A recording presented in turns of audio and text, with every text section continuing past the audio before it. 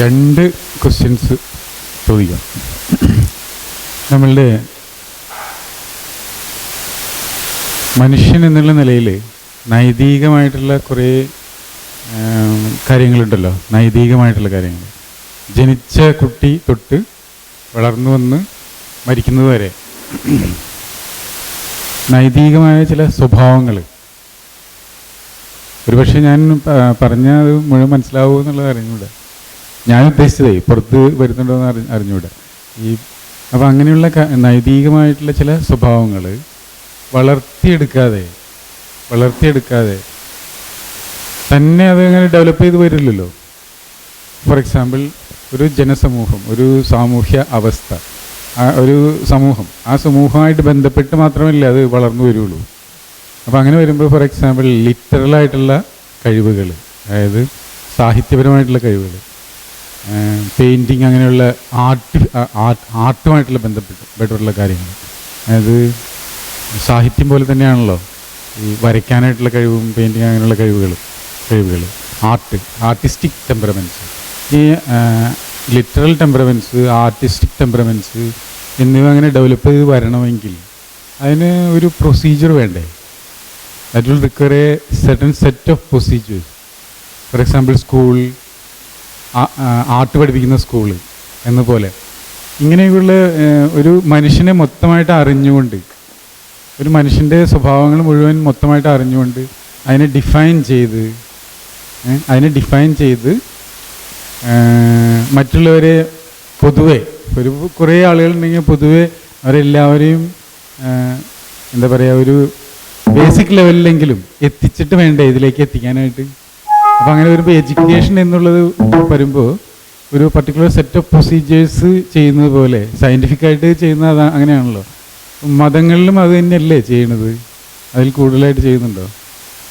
മതങ്ങളിലും set of procedures.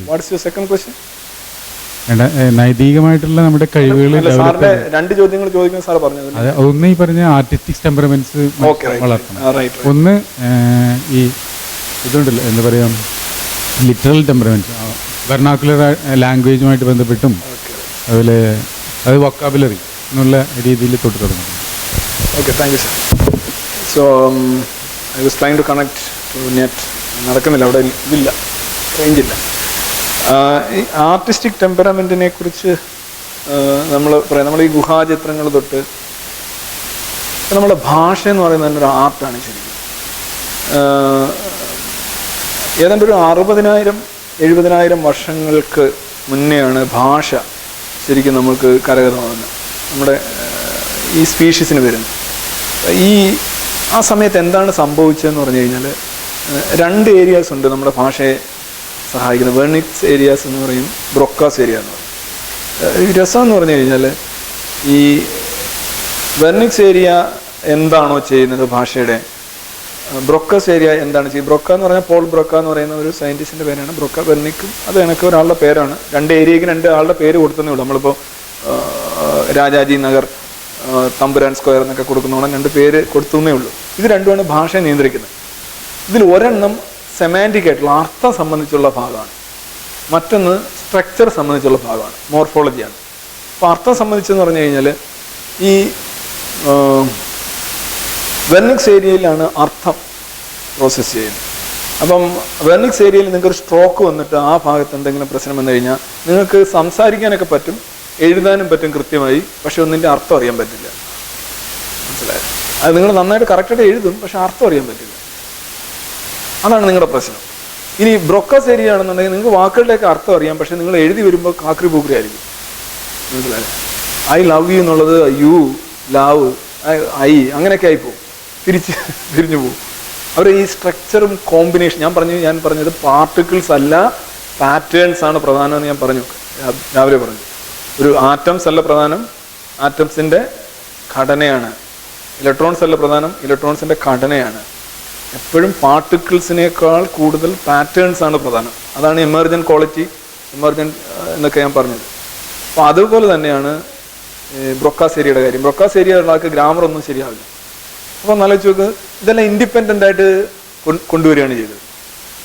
നമ്മൾ English സാഹിത്യത്തിൻ്റെ കാര്യത്തിൽ പറയുമ്പോൾ ഇന്നിപ്പോൾ ഒരു 8 ലക്ഷം വാക്കുകൾ ഇംഗ്ലീഷ് സാഹിത്യത്തിലുണ്ട്. ഇംഗ്ലീഷ് വാക്ക് ലെക്സിക്കണിലുണ്ട്. ഈ 8 ലക്ഷം വാക്കുകൾ വെച്ച് നോക്കുകയാണെങ്കിൽ 1755 സാമുവൽ ജോൺസൺ ഒരു 1 മാൻ ഡിക്ഷണറി ഇംഗ്ലീഷിന് കൊണ്ടുവരുമ്പോൾ 40,000 പദങ്ങളെ അതിനകത്തുള്ളൂ. വെറും 40,000 പദങ്ങൾ.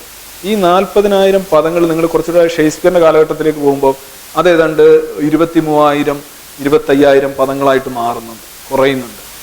ചോസറിൻ്റെ കാലഘട്ടം വരുമ്പോൾ കുറച്ചുകൂടെ പുറകോട്ട് പോകുമ്പോൾ അത് പിന്നെയും 18,000-ത്തിലേക്കും. നിങ്ങൾ നോർമൻ കോൺക്വസ്റ്റിൻ്റെ ഒക്കെ കാലഘട്ടം എടുത്ത് നോക്കുകയാണെങ്കിൽ ഇംഗ്ലീഷ് എന്ന് പറയുന്ന ഭാഷ പോലും ശരിക്കും ഡെവലപ്പ് ചെയ്യുന്നില്ല. അപ്പോഴും പദങ്ങളുടെ എണ്ണം 10,000-ത്തോട് അടുപ്പിച്ചു അതിൻ്റെ താഴെയുമാണ്. പുറകോട്ട് പോകുമ്പോൾ ഇംഗ്ലീഷ് എന്നുള്ള ഭാഷയില്ല. അതിന് മുന്നേ ഉള്ള ഒരു മാതൃഭാഷയായിരിക്കും ഉണ്ടാകുന്ന ഒരു മദർ ലാംഗ്വേജ് ആയിരിക്കും. ആ ലാംഗ്വേജിൽ 5,000 പദങ്ങളായിരിക്കും. അതിനും പുറകോട്ട് പോകുമ്പോൾ ലാംഗ്വേജുകളുടെ എണ്ണം കുറയുന്നു, വാക്കുകളുടെ എണ്ണം കുറയുന്നു. 1000 പദങ്ങൾ മാത്രമുള്ള ഒരു ഭാഷ നിലവിൽ വരുന്നു. 1000 വാക്കുകൾ മാത്രമുള്ള ഒരു ഭാഷ. അപ്പോൾ കുറച്ചുകൂടെ പുറകോട്ട് പോകുമ്പോൾ 500 വാക്കുകൾ, ഏതാനും കുറച്ച് ഭാഷകൾ മാത്രം ലോകത്തിൽ. 100 വാക്കുകൾ, കുറച്ച് ഭാഷകൾ മാത്രം.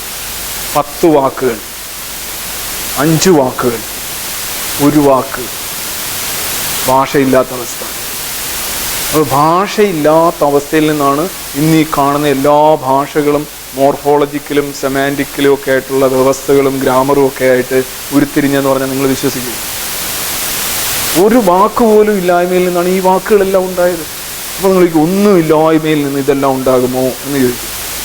ഒന്നുമില്ലായ്മയല്ല, അതിനുള്ള പോസിബിലിറ്റി ഉണ്ടായിരുന്നു, പക്ഷേ ഭാഷ ഉണ്ടായിരുന്നില്ല. അപ്പോൾ ഭാഷ ഒരു പ്രകാശനം, നമ്മുടെ തോട്ട് എക്സ്പ്രഷനാണ് ഭാഷ.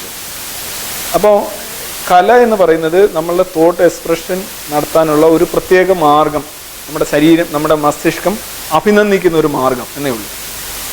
കലയുടെ പ്രത്യേകത എന്താണ്? നിങ്ങൾക്കൊരു കാര്യം, പുറത്തു പോയി എനിക്കൊരു ചായ കൊണ്ടുവരൂ എന്ന് പ്രോസായിട്ട് പറയാം, അത് കവിത പോലെ പറയാം, അത് ഗാനം പോലെ ആലപിക്കാം. അപ്പോൾ ഈ 3 ഘട്ടത്തിലും മൂന്നാമത്തിന് കൂടുതൽ വശ്യത ഉണ്ടാകുന്നതായിട്ട് നമ്മുടെ ബ്രെയിൻ രേഖപ്പെടുത്തുന്നു. ആ വശ്യത, ആകർഷണീയത, അതാണ് കല. കല എന്ന് പറയുന്ന പ്രത്യേക സാധനമൊന്നുമില്ല. നമ്മുടെ മസ്തിഷ്കം കണ്ടിട്ട് ആഹാ കൊള്ളാലോ എന്ന് പറയിപ്പിക്കുന്നതാണ് യഥാർത്ഥത്തിൽ കലയായിട്ട് മാറും. കേട്ടിട്ട് ആഹാ കൊള്ളാമല്ലോ, അതൊരു എസ്തെറ്റിക് സെൻസാണ്. ഇത് മസ്തിഷ്കത്തിൻ്റെ ഒരു സബ് സെറ്റ് ഓഫ് ആക്ടിവിറ്റീസിൽ നിന്ന് വരുന്ന ഒരു ഫലമാണ്. എന്തുകൊണ്ടാണ് നമ്മളൊരു ബേക്കറിയിലോ അല്ലെങ്കിൽ ഒരു പുസ്തകശാലയിലോ പോകുമ്പോൾ നമുക്കൊരു സുഖം കിട്ടുന്നത്? അവരെല്ലാം അടുക്കി വെച്ചിരിക്കുന്ന ഡേറ്റ മസ്തിഷ്കത്തെ സംബന്ധിച്ചിടത്തോളം വളരെ രസകരമാണ്. കൊള്ളാം, അടുക്കി വെച്ചിരിക്കുന്നു.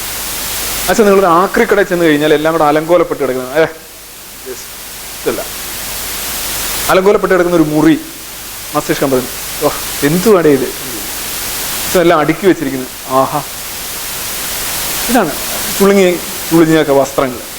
അത് കാണുമ്പോൾ കാണാൻ ഒരു രസമില്ല. നമ്മുടെ സൗന്ദര്യം എന്ന് പറയുന്നത് എന്താണ്? നമ്മുടെ സൗന്ദര്യം എന്ന് പറഞ്ഞു കഴിഞ്ഞാൽ മാച്ച് ആൻഡ് മാച്ച്, വടിവത്ത, ഇതൊക്കെ എങ്ങനെയാണ് വരുന്നത്? ഇതൊക്കെ ഒരു ഡേറ്റയാണ്. ആ ഡേറ്റ വളരെ സിമ്മട്രിക്കൽ ആയതുകൊണ്ട് മസ്തിഷ്കം അതിനെ അപ്രീഷിയേറ്റ് ചെയ്യുന്നു. 2+2=2 എത്ര എന്ന് പറഞ്ഞാൽ നമുക്ക് ഭയങ്കര സന്തോഷമായിരിക്കും. അതേസമയം അതിൻ്റെ ഇടയ്ക്ക് 2.2 ഓൾ റേസ് ടു ഒക്കെ കുറേ കേട്ട് കഴിഞ്ഞ് നമ്മൾ കാണാനേ ഇല്ല. നമ്മളെ കുഴപ്പിക്കുന്ന ഡേറ്റാസ് മസ്തിഷ്കം ഇഷ്ടപ്പെടില്ല. നമ്മളൊരു വസ്തുവിലേക്ക്, സുന്ദരമായ ഒരു വസ്തുവിലേക്ക് നോക്കുമ്പോൾ നമ്മൾ ചെയ്യുന്നത് നിർദ്ധാരണം ചെയ്യലാണ്, നമ്മൾ പ്രോസസ്സ് ചെയ്യണം ഡേറ്റ. അതൊരു പാട്ടായാലും ഒരു ചിത്രമായാലും എല്ലാം പ്രോസസ്സ് ചെയ്യണം. അതിൽ സിമ്മട്രിക്കലായിട്ടുള്ള സാധനം നമ്മൾ അപ്രൂവ് ചെയ്യും. ഇത് നമുക്ക് മാത്രമുള്ള ഒരു സാധനമായിട്ട് കാണേണ്ട കാര്യമില്ല. നമുക്ക് മാത്രമായിട്ട് അങ്ങനെ ഒരു പ്രത്യേകതയൊന്നുമില്ല. നമ്മൾ ആർട്ട് അല്ലെങ്കിൽ കഥ അല്ലെങ്കിൽ ഈ സൗന്ദര്യം എന്നൊക്കെ പറയുന്ന സാധനം പ്രകൃതിയിൽ എല്ലാ ജീവികൾക്കും, എന്തുകൊണ്ടാണ് പൂവൻ കോഴിക്ക് ഇത്ര സൗന്ദര്യമുള്ളത് നിങ്ങൾ ശ്രദ്ധിച്ചിട്ടുണ്ടോ? ഇതൊക്കെ സെക്ഷൽ സെലക്ഷനാണ്. ഗപ്പി മത്സ്യങ്ങളെ കണ്ടിട്ടുണ്ടോ? അതിൻ്റെ നിറവും വർണ്ണവും ഒക്കെ. അതിൻ്റെ ഇണകൾ ആ വർണ്ണവും നിറവും സെലക്ട് ചെയ്യുന്നതുകൊണ്ട് അതിൻ്റെ മുൻപത്തിയിലെത്താനായിട്ട് ആ മറ്റ് ഈ ആണുങ്ങൾക്ക് കഴിഞ്ഞു എന്ന് പറഞ്ഞാൽ അവർ മനഃപൂർവ്വം കഴിച്ചല്ല, അവർക്ക് അങ്ങനെ നിറമൊന്നും മാറ്റാൻ പറ്റില്ല.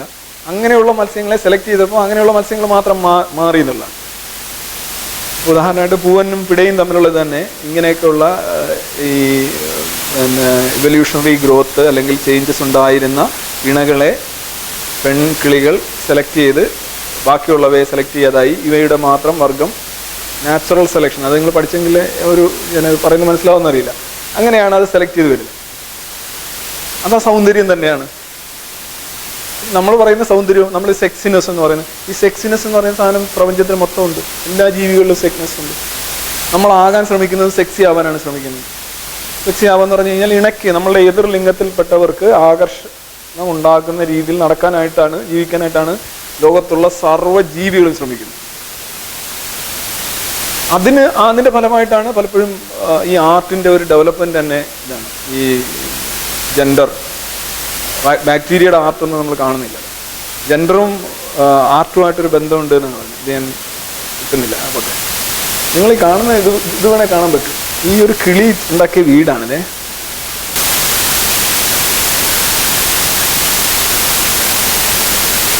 ഈ വീട് കാണാൻ പറ്റുന്നുണ്ടോ? ഇത് അതിൻ്റെ, ഈ കിളി അതിൻ്റെ ഇണക്കായിട്ടുണ്ടാക്കുന്ന വീടാണ്. ആ വീടിൻ്റെ സ്ട്രക്ചർ നോക്ക്. നിങ്ങളിവിടെ എൻജിനീയറിങ് പഠിപ്പിക്കുകയല്ലേ. കമ്പ്, കൊളി, പ്ലാസ്റ്റിക്, കുപ്പിയുടെ അടപ്പ്, ചെറിപ്പഴങ്ങൾ കൊണ്ടുവന്നിവിടെ വെച്ചിരിക്കുക. കയറി അങ്ങോട്ട് ചെല്ലുന്നത്. ഇവിടെ കറുത്ത പഴങ്ങൾ, ഇവിടെ ഇത് സാധനം, ഇവിടെ ഒന്നും ലെവൽ ചെയ്തിട്ടില്ല.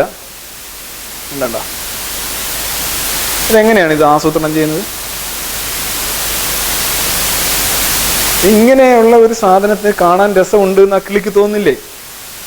എന്ത് വലിയൊരു കലാകാരൻ. നമ്മളിപ്പോൾ എന്നെ കൊണ്ട് ഇത്ര എന്നൊക്കെ ചെയ്യാൻ പറ്റത്തില്ല.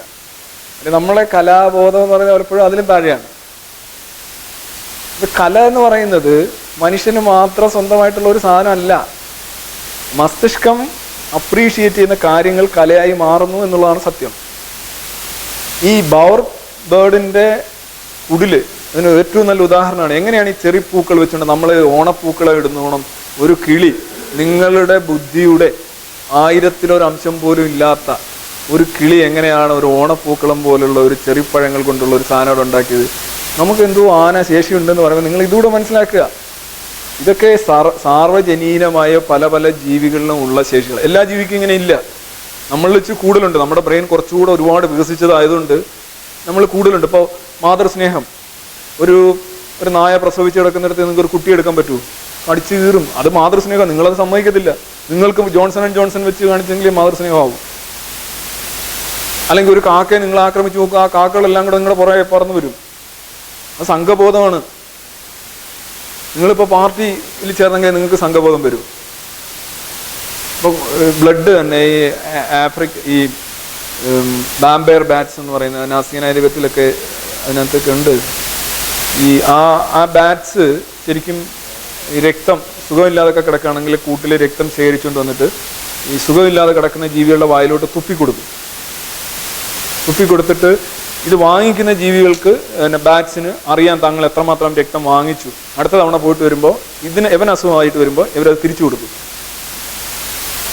ഈ ബാറ്റ് എന്ന് പറയുന്ന സാധനം രക്തം കുടിക്കുന്നതാണ്. അത് നമ്മളെയൊന്നും ഡ്രാക്കുളം പോലുള്ള സാധനമൊന്നും ഇല്ല കേട്ടോ, അത് വെറുതെ പറയാണ്. കൊച്ചു കന്നാലികളിലൊക്കെ ഇരുന്ന് ഈ ചെള്ളു പോലെ കൊതുക് പോലെ രക്തം കുടിക്കുന്ന ഒരു ചെറിയൊരു ചീവീടാണ് ഈ ബാറ്റ് എന്ന് പറയുന്നത്. തിരിച്ചു അതല്ലേ ലോണിങ് ആൻഡ് ബാങ്കിങ്. സാധനം കൊടുക്കുന്നു, തിരിച്ചു വാങ്ങിക്കുന്നു.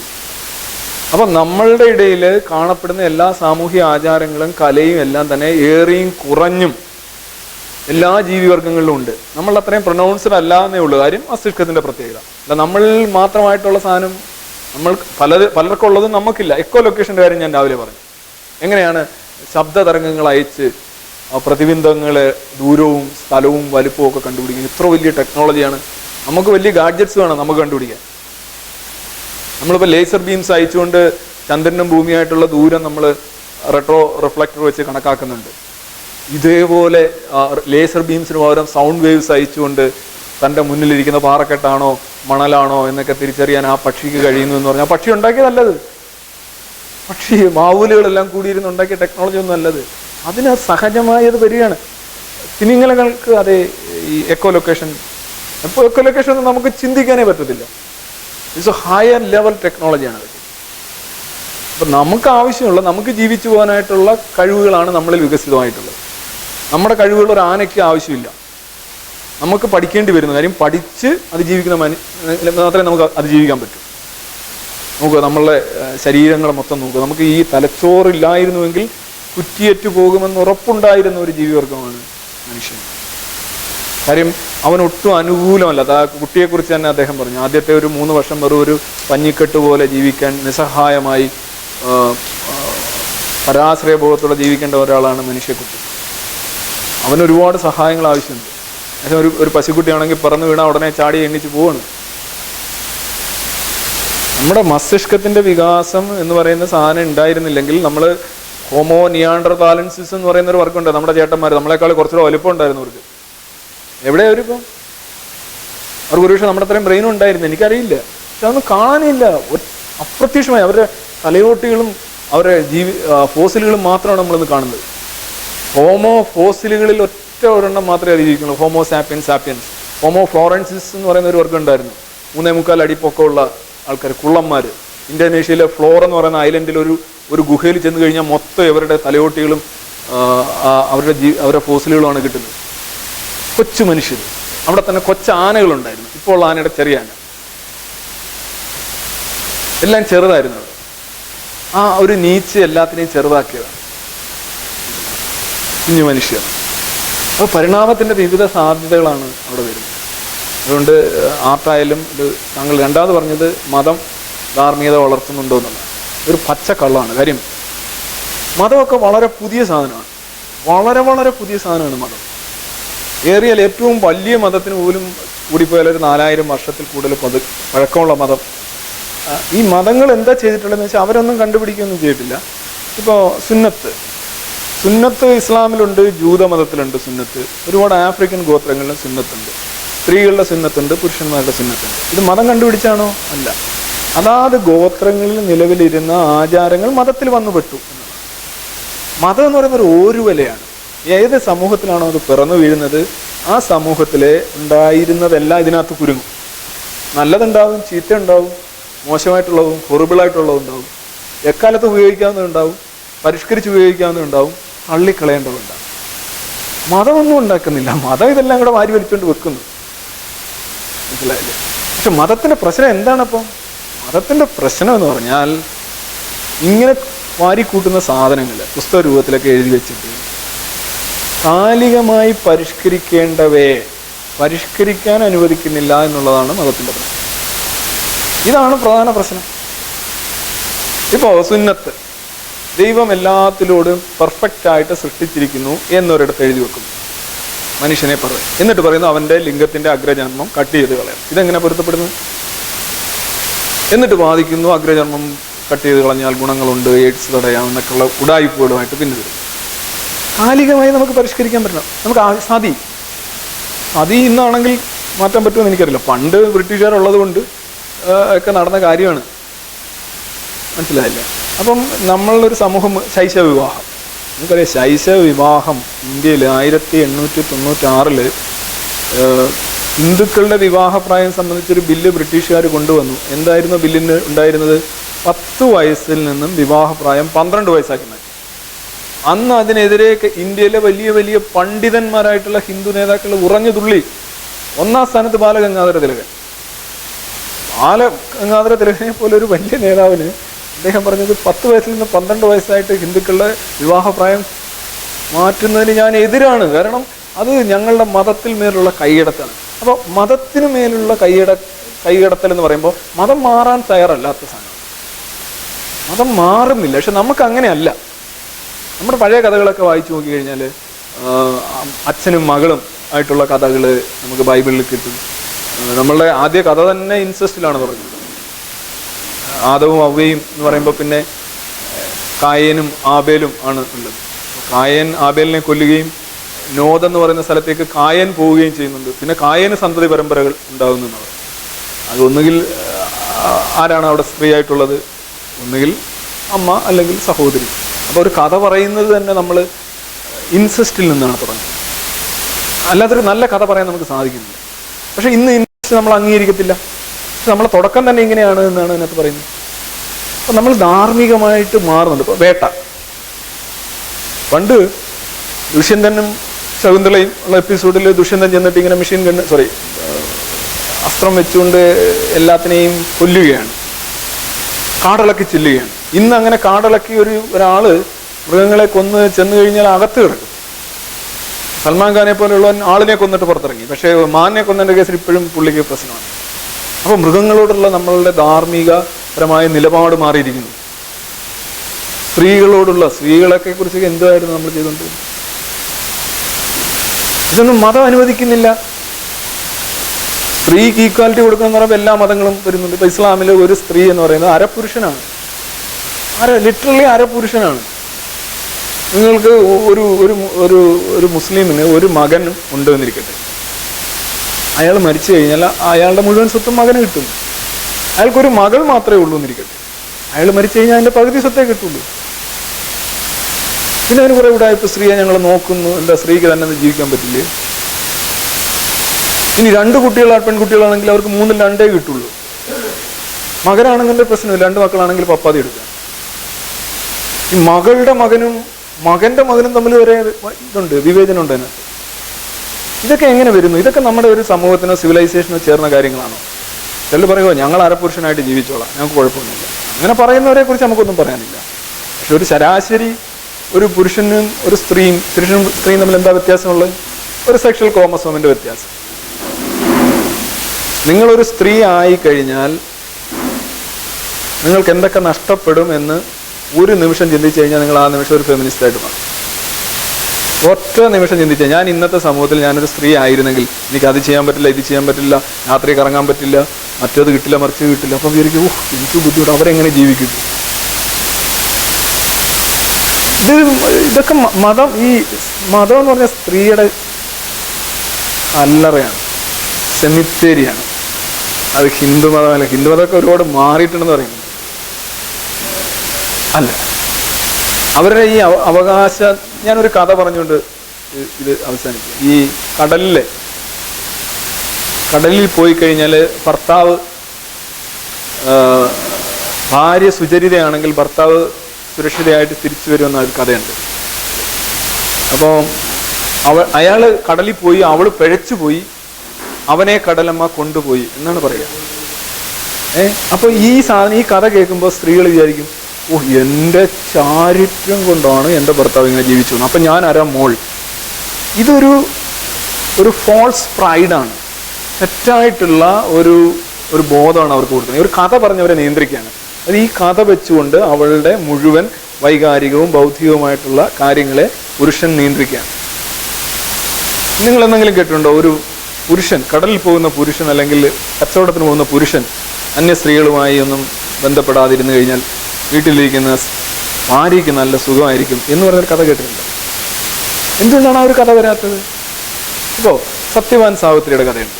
സത്യവാൻ സാവിത്രിയുടെ കഥയിൽ സാവിത്രിയോട് സത്യവാൻ പറയുന്നത് കുഷ്ഠരോഗം വന്ന് മരിക്കാനായിട്ട് അളിഞ്ഞ് കൂടിയിരിക്കുന്ന സത്യവാൻ പറയുന്നു, എനിക്ക് ആ ഗ്രാമത്തിൽ ഒരു പേരുകേട്ട ഒരു അഭിസാരിക ഉണ്ട്, അവളുടെ അടുത്ത് പോകണമെന്നുള്ളതാണ് എൻ്റെ ഏറ്റവും വലിയ ആഗ്രഹം. അപ്പോൾ സത്യവാൻ സാവിത്രിയുടെ ശീലാവതി പറയുന്നു, അതാണ് അങ്ങയുടെ ആഗ്രഹമെങ്കിൽ അത് നടപ്പിൽ വരുത്താൻ എനിക്ക് ബാധ്യതയുണ്ട്. ഭർത്താവ് എന്ന് പറയുന്ന പരമേശ്വരനാണ്. അപ്പോൾ ഈ അളിഞ്ഞുകൂടി ഇയാളെ ഒരു കൊട്ടയിലെടുത്തുകൊണ്ട് ശീലാവതി പോവുകയാണ്. എന്നെങ്കിലും ഒരു സ്ത്രീ, ഒരു ഭാര്യ മരിക്കാൻ പോകുന്ന സമയത്ത് പറയുന്നു, ഭർത്താവായിട്ടുള്ള ആൾ പറയുന്നു, അവിടെയുള്ള ഇന്ന ചേട്ടൻ, അദ്ദേഹത്തോട് എനിക്കൊരു താല്പര്യമുണ്ട്, എന്നെ അവിടെ ഒന്ന് കൊണ്ടുപോകുമെന്ന് പറയുകയും ഈ ഭർത്താവ് കൊട്ടയിലെടുത്തുകൊണ്ട് പോകുന്ന ഒരു കഥ നിങ്ങൾ വായിച്ചിട്ടുണ്ടോ? എന്തുകൊണ്ട് അങ്ങനെ ഒരു കഥ വരുന്നില്ല? നമ്മൾ മനസ്സിലാക്കേണ്ട കാര്യം, നമ്മളുടെ കഥകളും ശാസനങ്ങളും എല്ലാം മതോൽപ്പന്നങ്ങളായിട്ടുള്ളവയെല്ലാം തന്നെ സ്ത്രീവിരുദ്ധങ്ങളാണ്. ദൈവത്തിനൊക്കെ നമ്മൾ മനസ്സിൽ കണക്കൂട്ടിയിട്ടുള്ളത് സമൂഹ നന്മയ്ക്ക് വേണ്ടി മാത്രമാണ്. അല്ലാതെ സമൂഹത്തിന് എന്നാൽ നിങ്ങൾ പോയി കൊല്ലുക, എന്നാൽ നിങ്ങൾ പോയി ചാവുക എന്ന് പറയാനായിട്ട് ഒരു മതം അനുശാസിക്കുന്നില്ല. ക്രൈസ്തവ മതമായാലും ഹിന്ദു മതമായാലും മുസ്ലിം മതമായാലും ഒരാളെ കൊല്ലാനായിട്ട് ഒരു മത ഉപദേശകരും പറഞ്ഞു കൊടുക്കുന്നില്ല എന്നുള്ളതാണ് എനിക്ക് മനസ്സിലാക്കാൻ കഴിഞ്ഞിട്ടുള്ളത്. പിന്നെ വിശ്വാസം അത് ആവശ്യമുള്ളവർക്കൊക്കെ ആവാം. അങ്ങനെ ഇല്ല എന്ന് വിശ്വസിക്കുക. എനിക്ക് പലപ്പോഴും തോന്നിപ്പോയ ഒരു സംഗതിയുണ്ട്. നമ്മൾ നോ യുവർ സെൽഫ് എന്ന് എഴുതിയിട്ട് വേറെ എവിടേക്കോ കാടുകൾ കയറി കടന്നുപോയോന്ന്. കാരണം റഫീഖ് സാറ് ക്ലാസ് തുടങ്ങുന്ന സമയത്ത് പറഞ്ഞ് അന്ധവിശ്വാസങ്ങൾ, ഒരുപാട് അന്ധവിശ്വാസങ്ങളുണ്ട്. അന്ധവിശ്വാസങ്ങളുമായി നടക്കുന്ന ഒരുപാട് കുപ്രചരണം നടത്തുന്ന ആളുകളുണ്ട്. പക്ഷേ അത് ഒരു കണക്കിന് വളരെ തെറ്റാണ് എന്ന് സമ്മതിക്കാമെങ്കിലും പണ്ട് കാലത്ത് വിശ്വാസം എന്ന് പറഞ്ഞ് കൊണ്ടു നടന്നിരുന്ന സംഗതികൾ ഒരുപാട് നല്ല കാര്യങ്ങൾക്കും കുടുംബപരമായ അല്ലെങ്കിൽ സമൂഹപരമായ കെട്ടുറപ്പുകൾക്കും വേണ്ടിയിട്ടുള്ളതായിരുന്നു എന്നാണ് എൻ്റെയൊക്കെ വിശ്വാസം. അത് അധമ വിശ്വാസത്തിലേക്കും അന്ധവിശ്വാസത്തിലേക്കും കടക്കുമ്പോൾ മാത്രമാണ് അപകടം ഉണ്ടാവുക എന്നൊക്കെയാണ് ഞാൻ ധരിച്ചു വെച്ചിരിക്കുന്നത്.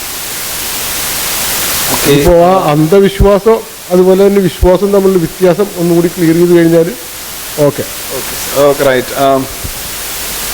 ഞാൻ പ്രസൻറ്റേഷനിൽ മൊത്തം സെൽഫിനെ കുറിച്ച് തന്നെയാണ്. സെൽഫിൻ്റെ 4 ആസ്പെക്ട്സ് ആണ് പറഞ്ഞത്. ഒന്ന് ബയോളജിക്കലായിട്ടുള്ളതും ന്യൂറോളജിക്കലായിട്ടും. എന്താണ് സെൽഫ് എന്നുള്ളതിനെക്കുറിച്ച് പരമ്പരാഗതമായ ഒരു ധാരണ എല്ലാവർക്കും ഉണ്ട്. അത് വെച്ച് നമ്മളിത് കാണാൻ പറ്റില്ല. ഞാൻ സെൽഫ് എന്ന് പറഞ്ഞ ഒരു ബ്രെയിനിൻ്റെ ഒരു ഫങ്ഷൻ സബ്സെറ്റ് മാത്രമാണെന്നാണ് ഞാൻ പറഞ്ഞത്. അതിനാണ് ഞാൻ അത്രയും കാര്യങ്ങൾ പറഞ്ഞു വന്നത്. പിന്നെ ജീവിതത്തിലോടുള്ള നിങ്ങളുടെ രാവിലെ എല്ലാം ഒരു കൗൺസിലിംഗ് മോഡായിരുന്നു. അത് കഴിഞ്ഞിട്ട് 2 ഭാഗങ്ങൾ ഞാൻ പറഞ്ഞു. പിന്നെ എൻ്റെ ബയോളജിക്കൽ, നമ്മളാരാണ്, എന്തെങ്കിലും.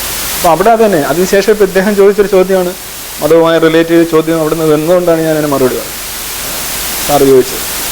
താങ്കൾ ആദ്യം പറഞ്ഞൊരു കാര്യം, ഈ എല്ലാ മതങ്ങളും നല്ലത് മാത്രമേ പറഞ്ഞിട്ടുള്ളൂ എന്നുള്ളത് ശരിയല്ല. കാരണം ഈ മതഗ്രന്ഥങ്ങൾ വായിച്ചു കഴിഞ്ഞാൽ നമുക്കങ്ങനെ പറയാൻ സാധിക്കില്ല. കാരണം അത് അത്ര എനിക്ക് പറയാൻ പറ്റും മിതമായിട്ട്. അല്ലെങ്കിൽ ആ മതത്തിനെ അന്ധമായിട്ട് വിശ്വസിക്കുക, അല്ലെങ്കിൽ അന്ധമായിട്ട് ആ മതവിശ്വാസികളെ കൊണ്ട് അനാവശ്യം ചെയ്യിക്കുക എന്നുള്ള ഉദ്ദേശം കൊണ്ട് മാത്രം ചെയ്യിപ്പിക്കേണ്ടതെന്ന് ഞാൻ പറയാം. തീർച്ചയായിട്ടും അതിന് ഇപ്പോൾ സംഭവിച്ചുകൊണ്ടിരിക്കുന്നത്. അല്ലാണ്ട് മതം ഒരിക്കലും, ഒരു മത പുരോഹിതരെ ഒരിക്കലും അപ്പുറത്തെ മതക്കാർ തല്ലാനോ കൊല്ലാനോ പറഞ്ഞു കൊടുക്കില്ല. മതം എന്ന് പറയുന്നത് മനുഷ്യനെ നന്നാക്കാനും മനുഷ്യൻ്റെ ക്രമമായ രീതികളിലൂടെ, അതായത് ക്രമമായ ദിനചര്യകളിലൂടെ പരസ്പര സ്നേഹത്തിലൂടെ മുന്നോട്ട് നീങ്ങുക എന്നുള്ളത് മാത്രമാണ് ശരിക്ക് ഒരു മതം എന്ന് പറഞ്ഞ അതിൻ്റെ ബേസ്, അടിസ്ഥാനം തന്നെ.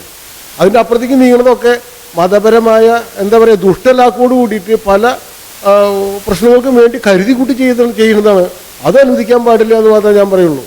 ഓക്കെ, സാറ് പറഞ്ഞ കാര്യം സാർ ഇപ്പോൾ ഒന്നുകൂടെ റിപ്പീറ്റ് ചെയ്ത് അതേ കാര്യം തന്നെയാണ്. ഇത് ഒരു ബേസിക്കലി വാസ്തവമായിട്ട് അതിന് അർത്ഥമില്ല. കാര്യം എല്ലാ മതഗ്രന്ഥങ്ങളിലും നമുക്ക് ചോര വരികൾ ഇഷ്ടം പോലെ കാണാൻ കഴിയും.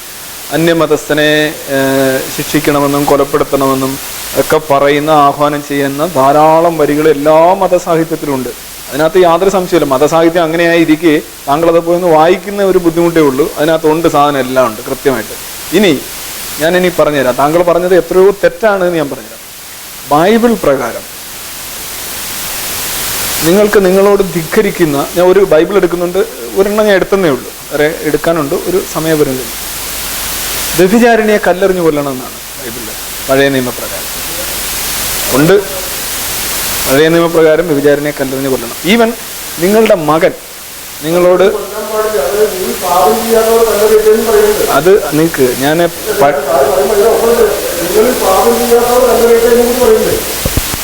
പഴയ നിയമപ്രകാരം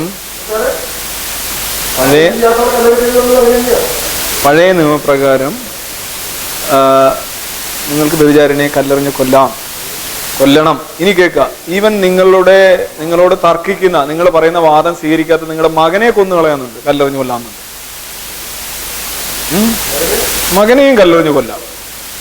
നിങ്ങൾ പറയുന്ന കുതർക്കം നടത്തുന്ന മകനെയും നിങ്ങൾ ബൈബിള് വായിക്കുകയാണെങ്കിൽ അല്ലെങ്കിൽ ഏതെങ്കിലും ഗ്രന്ഥങ്ങൾ വായിക്കുകയാണെങ്കിൽ അത് ഇപ്പോൾ യഥാർത്ഥത്തിൽ ഞാൻ പറഞ്ഞു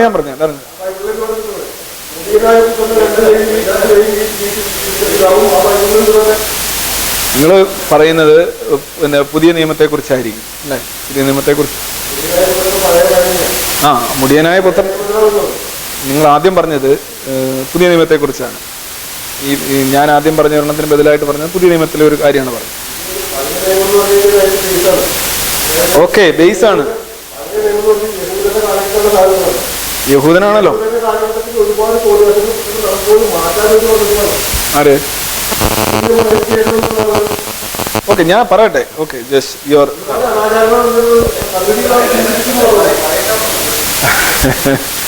അതായത് ഈ യഥാർത്ഥത്തിൽ വേദന അറിഞ്ഞ് പ്രസവിക്കണമെന്നാണ് ക്രിസ്തു മതദൈവം പറയുന്നത്. പക്ഷെ ഇന്ന് നമ്മൾ സിസേറിയൻ ചെയ്യാനായിട്ട് ക്രിസ്ത്യാനി സ്ത്രീകൾക്ക് ബുദ്ധിമുട്ടില്ല. വഴക്കുണ്ടാക്കുന്ന അല്ലെങ്കിൽ അഭിപ്രായ തർക്കം നടത്തുന്ന മകനെ ഒരു ക്രിസ്ത്യാനിയും കൊല്ലുന്നില്ല. ഇനി ഞാൻ ആദ്യം പറഞ്ഞ ഒരു അഡൾട്രസ് ആയിട്ടുള്ള സ്ത്രീയെ കല്ലെറിഞ്ഞില്ല. ഇപ്പം അമേരിക്ക പോലെയൊക്കെയുള്ള രാജ്യങ്ങളും ഇതൊക്കെ അവർ പരിഹസിച്ച് തള്ളും. ഇനി മതം മുന്നോട്ട് വെക്കുന്ന മൂല്യങ്ങൾ നോക്കുക. ഒരാൾ, നിങ്ങൾ ഏറ്റവും വലിയ ബലിയായിട്ട് എടുക്കുന്ന അബ്രഹാം അദ്ദേഹത്തിൻ്റെ മകനെ കൊണ്ടുവന്ന് ഒരു മലമുകളിൽ കൊണ്ടുവന്ന് കൊല്ലാൻ ശ്രമിക്കുന്നതും പിന്നീട് ദൈവം കൊല്ലണ്ടെന്ന് പറയുന്നു എന്നൊക്കെയാണ്. ഇതൊരു മനുഷ്യന് അയാൾക്കുണ്ടായ വെളിപാടാണെന്ന് പറയുന്നത്. അയാൾക്ക് തോന്നിയ തോന്നലാണ്. ഇതേ കണക്കുള്ള നിയർ ഡെത്ത് എക്സ്പീരിയൻസ് പോലെ അയാൾ രാത്രി അതിനെക്കുറിച്ച് ചിന്തിച്ചുകൊണ്ടിരിക്കുമ്പോൾ അയാൾക്ക് സ്വപ്നം കിട്ടിയെന്ന് പറയുന്നത്.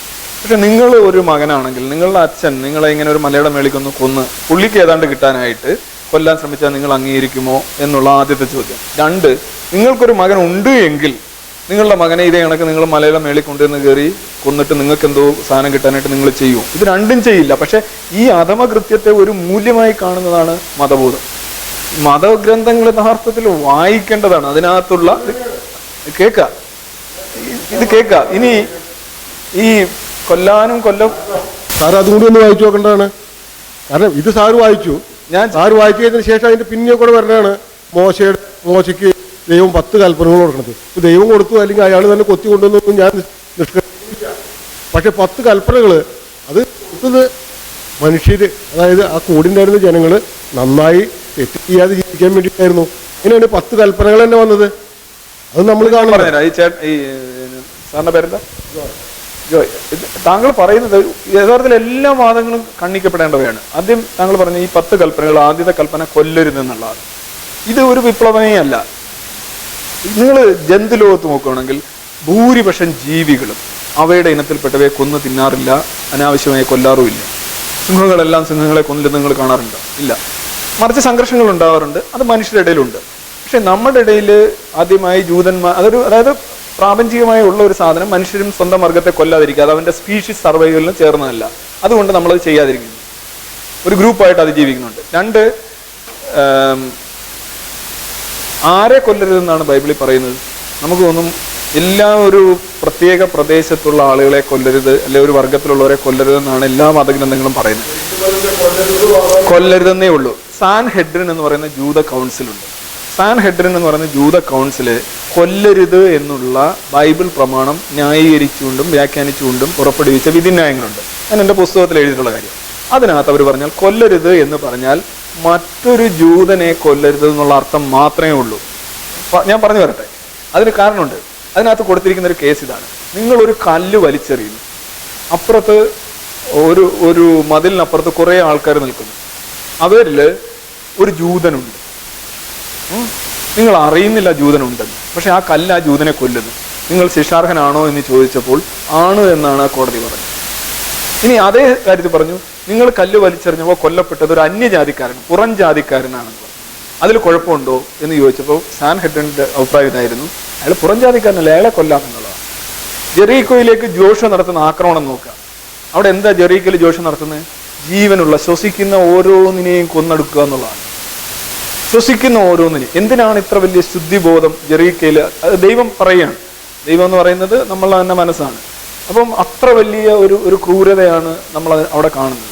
ഇനി നിങ്ങളിപ്പോൾ യേശുവിലേക്ക് വരികയാണെങ്കിൽ, യേശു ഒരു ജൂതനാണ് കഥയനുസരിച്ച് അദ്ദേഹം ജൂതനാണ്. മാത്രമല്ല ജൂത ദൈവത്തിന് അപ്പുറം അദ്ദേഹം ഒന്നും പറയുന്നില്ല. ഈവൻ അദ്ദേഹം പറയുന്നത് എനിക്കുള്ളത് ദൈവത്തിനുള്ള ദൈവവും സീസറിനുള്ള സീസറും. അതിൽ നിന്നാണ് യഥാർത്ഥത്തിൽ മതേതരത്വം എന്ന് പറയുന്ന ആശയം തന്നെ ഉണ്ടാകുന്നത്. അതിൽ നിന്നാണ് ഈ വെസ്റ്റേൺ യൂറോപ്പിൽ. ഇസ്ലാമിൽ മതേതരത്വം ഉണ്ടാകാത്തതിൻ്റെ കാര്യം അതാണ്. ഇസ്ലാമിൽ ദൈവത്തിൻ്റെ നിയമത്തിന് അപ്പുറമായിട്ട് മനുഷ്യന് നിയമം ഉണ്ടാക്കാൻ കഴിയുമെന്ന് പോലും അവർ വിശ്വസിക്കുന്നില്ല. നിയമങ്ങളെല്ലാം ഒരിക്കലും എഴുതി വെച്ചപ്പെട്ടു, അത് മാറ്റാൻ പറ്റില്ല, മനുഷ്യന് ഉണ്ടാക്കാൻ പാടില്ല, ഈവൻ മനുഷ്യന് ഭരിക്കാൻ പോലും പാടില്ല എന്നാണ് പറയുന്നത്. അങ്ങനെ ഒരു സാധനമാണ് അവർ പറയുന്നത്. അപ്പം ക്രിസ്തുവിൻ്റെ കാര്യത്തിലാണ്, ക്രിസ്തു അന്യജാതിപ്പെട്ട സ്ത്രീയെ സൗഖ്യപ്പെടുത്താനായിട്ട് ക്രിസ്തുവിൻ്റെ മുന്നിൽ വരുമ്പോൾ ക്രിസ്തു എന്താ പറയുന്നത്? ക്രിസ്തു പറയുന്നത് എന്താണ്? അന്യജാതിപ്പെട്ട സ്ത്രീ ആയതുകൊണ്ട് സൗഖ്യപ്പെടുത്തില്ല എന്ന് തന്നെയാണ് പറയുന്നത്. നമ്മൾ ഏറ്റവും വലിയൊരു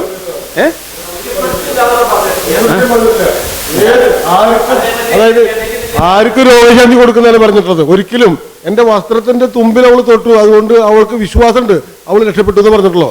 അല്ലാണ്ട് അവൾ വേറെ ജാതിക്കാരിയായി, അതുകൊണ്ട് എനിക്ക് അവളെ സുഖപ്പെടുത്താൻ കഴിയില്ല എന്ന് യേശു ഒരിക്കലും പറഞ്ഞതായിട്ട് ഒരു രേഖയിലും കാണിക്കുന്നില്ല. പിന്നെ താര് നേരത്തെ പറഞ്ഞ പോലെ ഈ എന്താ പറയുക, ഒരു വിഭാഗത്തിനെ മാത്രം മാറ്റി നിർത്തിയിട്ട് കൊല്ലരുത് എന്ന് പറഞ്ഞാൽ ഞാൻ യോജിക്കുന്നില്ല. അത് നമുക്കൊക്കെ വേണമെങ്കിൽ ഒരു മതിലിൻ്റെ ഒരു പടം വരച്ച് തൊട്ടപ്പുറത്ത് ഒരു റാ വരച്ചിട്ട് വേണമെങ്കിൽ അപ്പുറത്ത് ആനക്കൂടെ ആന പൂണ്ടെന്ന് കരുതാം എന്ന് പറഞ്ഞ പോലെ ഒരു ഉദ്ദേശം മാത്രമേ ഉള്ളൂ. എങ്ങനെ വേണമെങ്കിൽ സ്ഥാപിക്കാം. വായല നാക്കിന് കൂടുതൽ സംസാരിക്കാൻ കഴിവുള്ളത്. അല്ല ഇത് ഇത് ഇത് കേൾക്കാം.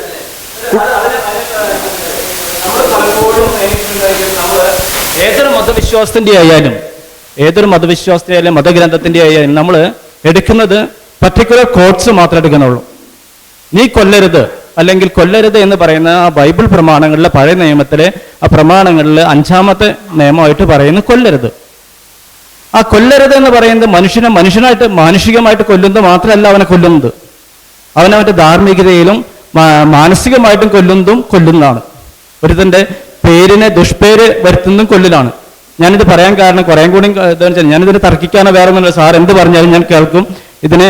കാരണം നമ്മളിപ്പോൾ നീണ്ടുപോയാൽ ഇതിന് വളരെയധികം ചർച്ചയിലേക്ക് പോകും. ഞാൻ തിയോളജിക്കലായിട്ട് ദൈവശാസ്ത്രപരമായിട്ട് പഠിച്ചൊരു വ്യക്തിയാണ്, അതുകൊണ്ടാണ് ഞാൻ പറയുന്നത്. അപ്പോൾ ഇതിന് നമ്മൾ ഏതൊരു ഇതായാലും നമ്മൾ ഇപ്പോൾ പെന്തക്കോസ്റ്റ് ആയാലും അല്ലെങ്കിൽ വേറെ ഏത് മതവിശ്വാസിയായാലും ചിലര് ആ ബൈബിൾ കോട്ടിങ്സിൽ ചില ഭാഗങ്ങൾ മാത്രം എടുക്കണം, അല്ലെങ്കിൽ ഹൈന്ദവ മതത്തിൻ്റെതായാലും അവരുടെ ആ ഭാഗങ്ങൾ മാത്രം എടുത്തുകൊണ്ടാണ് തർക്കിക്കുക. നമ്മൾ ഒരിക്കലും ആ ഭാഗങ്ങൾ മാത്രം എടുക്കില്ല. ബൈബിളിനെ അല്ലെങ്കിൽ മൊത്തമായിട്ട് അല്ലെങ്കിൽ മഹാഭാരതത്തിനെയോ രാമായണത്തിനെയോ അല്ലെങ്കിൽ അതിൻ്റെ ഐതിഹാസികമായ ആ സത്ത മുഴുവൻ എടുക്കണം. അതുപോലെ തന്നെ ഖുറാന്റെയും നമ്മൾ എടുക്കണം, നമ്മുടെ ഇന്ത്യയിലുള്ള ഏത് വിശ്വാസ സംഹിതയായാലും. പക്ഷെ നമ്മളിപ്പോൾ എടുക്കുന്നത് എങ്ങനെയാണെന്ന് വെച്ചാൽ നമ്മൾ തർക്കിക്കാനായാലും തർക്കിക്കാതിരിക്കാനായാലും നമുക്കിഷ്ടപ്പെട്ട വാചകങ്ങൾ അതിനെ തർക്കിക്കാൻ പറയാം. നമ്മൾ വേർഡ് ബൈ വേർഡാണ് സംസാരിക്കുന്നത് എപ്പോഴും. അതുണ്ടാക്കാതിരിക്കാൻ പരമാവധി ശ്രമിച്ചാൽ നമ്മൾ എപ്പോഴും നന്നായിരിക്കും എന്ന് എനിക്ക് തോന്നുന്നു. ഞാൻ ഇനിയിപ്പോൾ സാർ എന്ത് പറഞ്ഞാലും ഇതിനെ എതിരായിട്ടൊന്നും പറയില്ല. കാരണം അതുകൊണ്ടാണ് ഞാൻ പറഞ്ഞത്.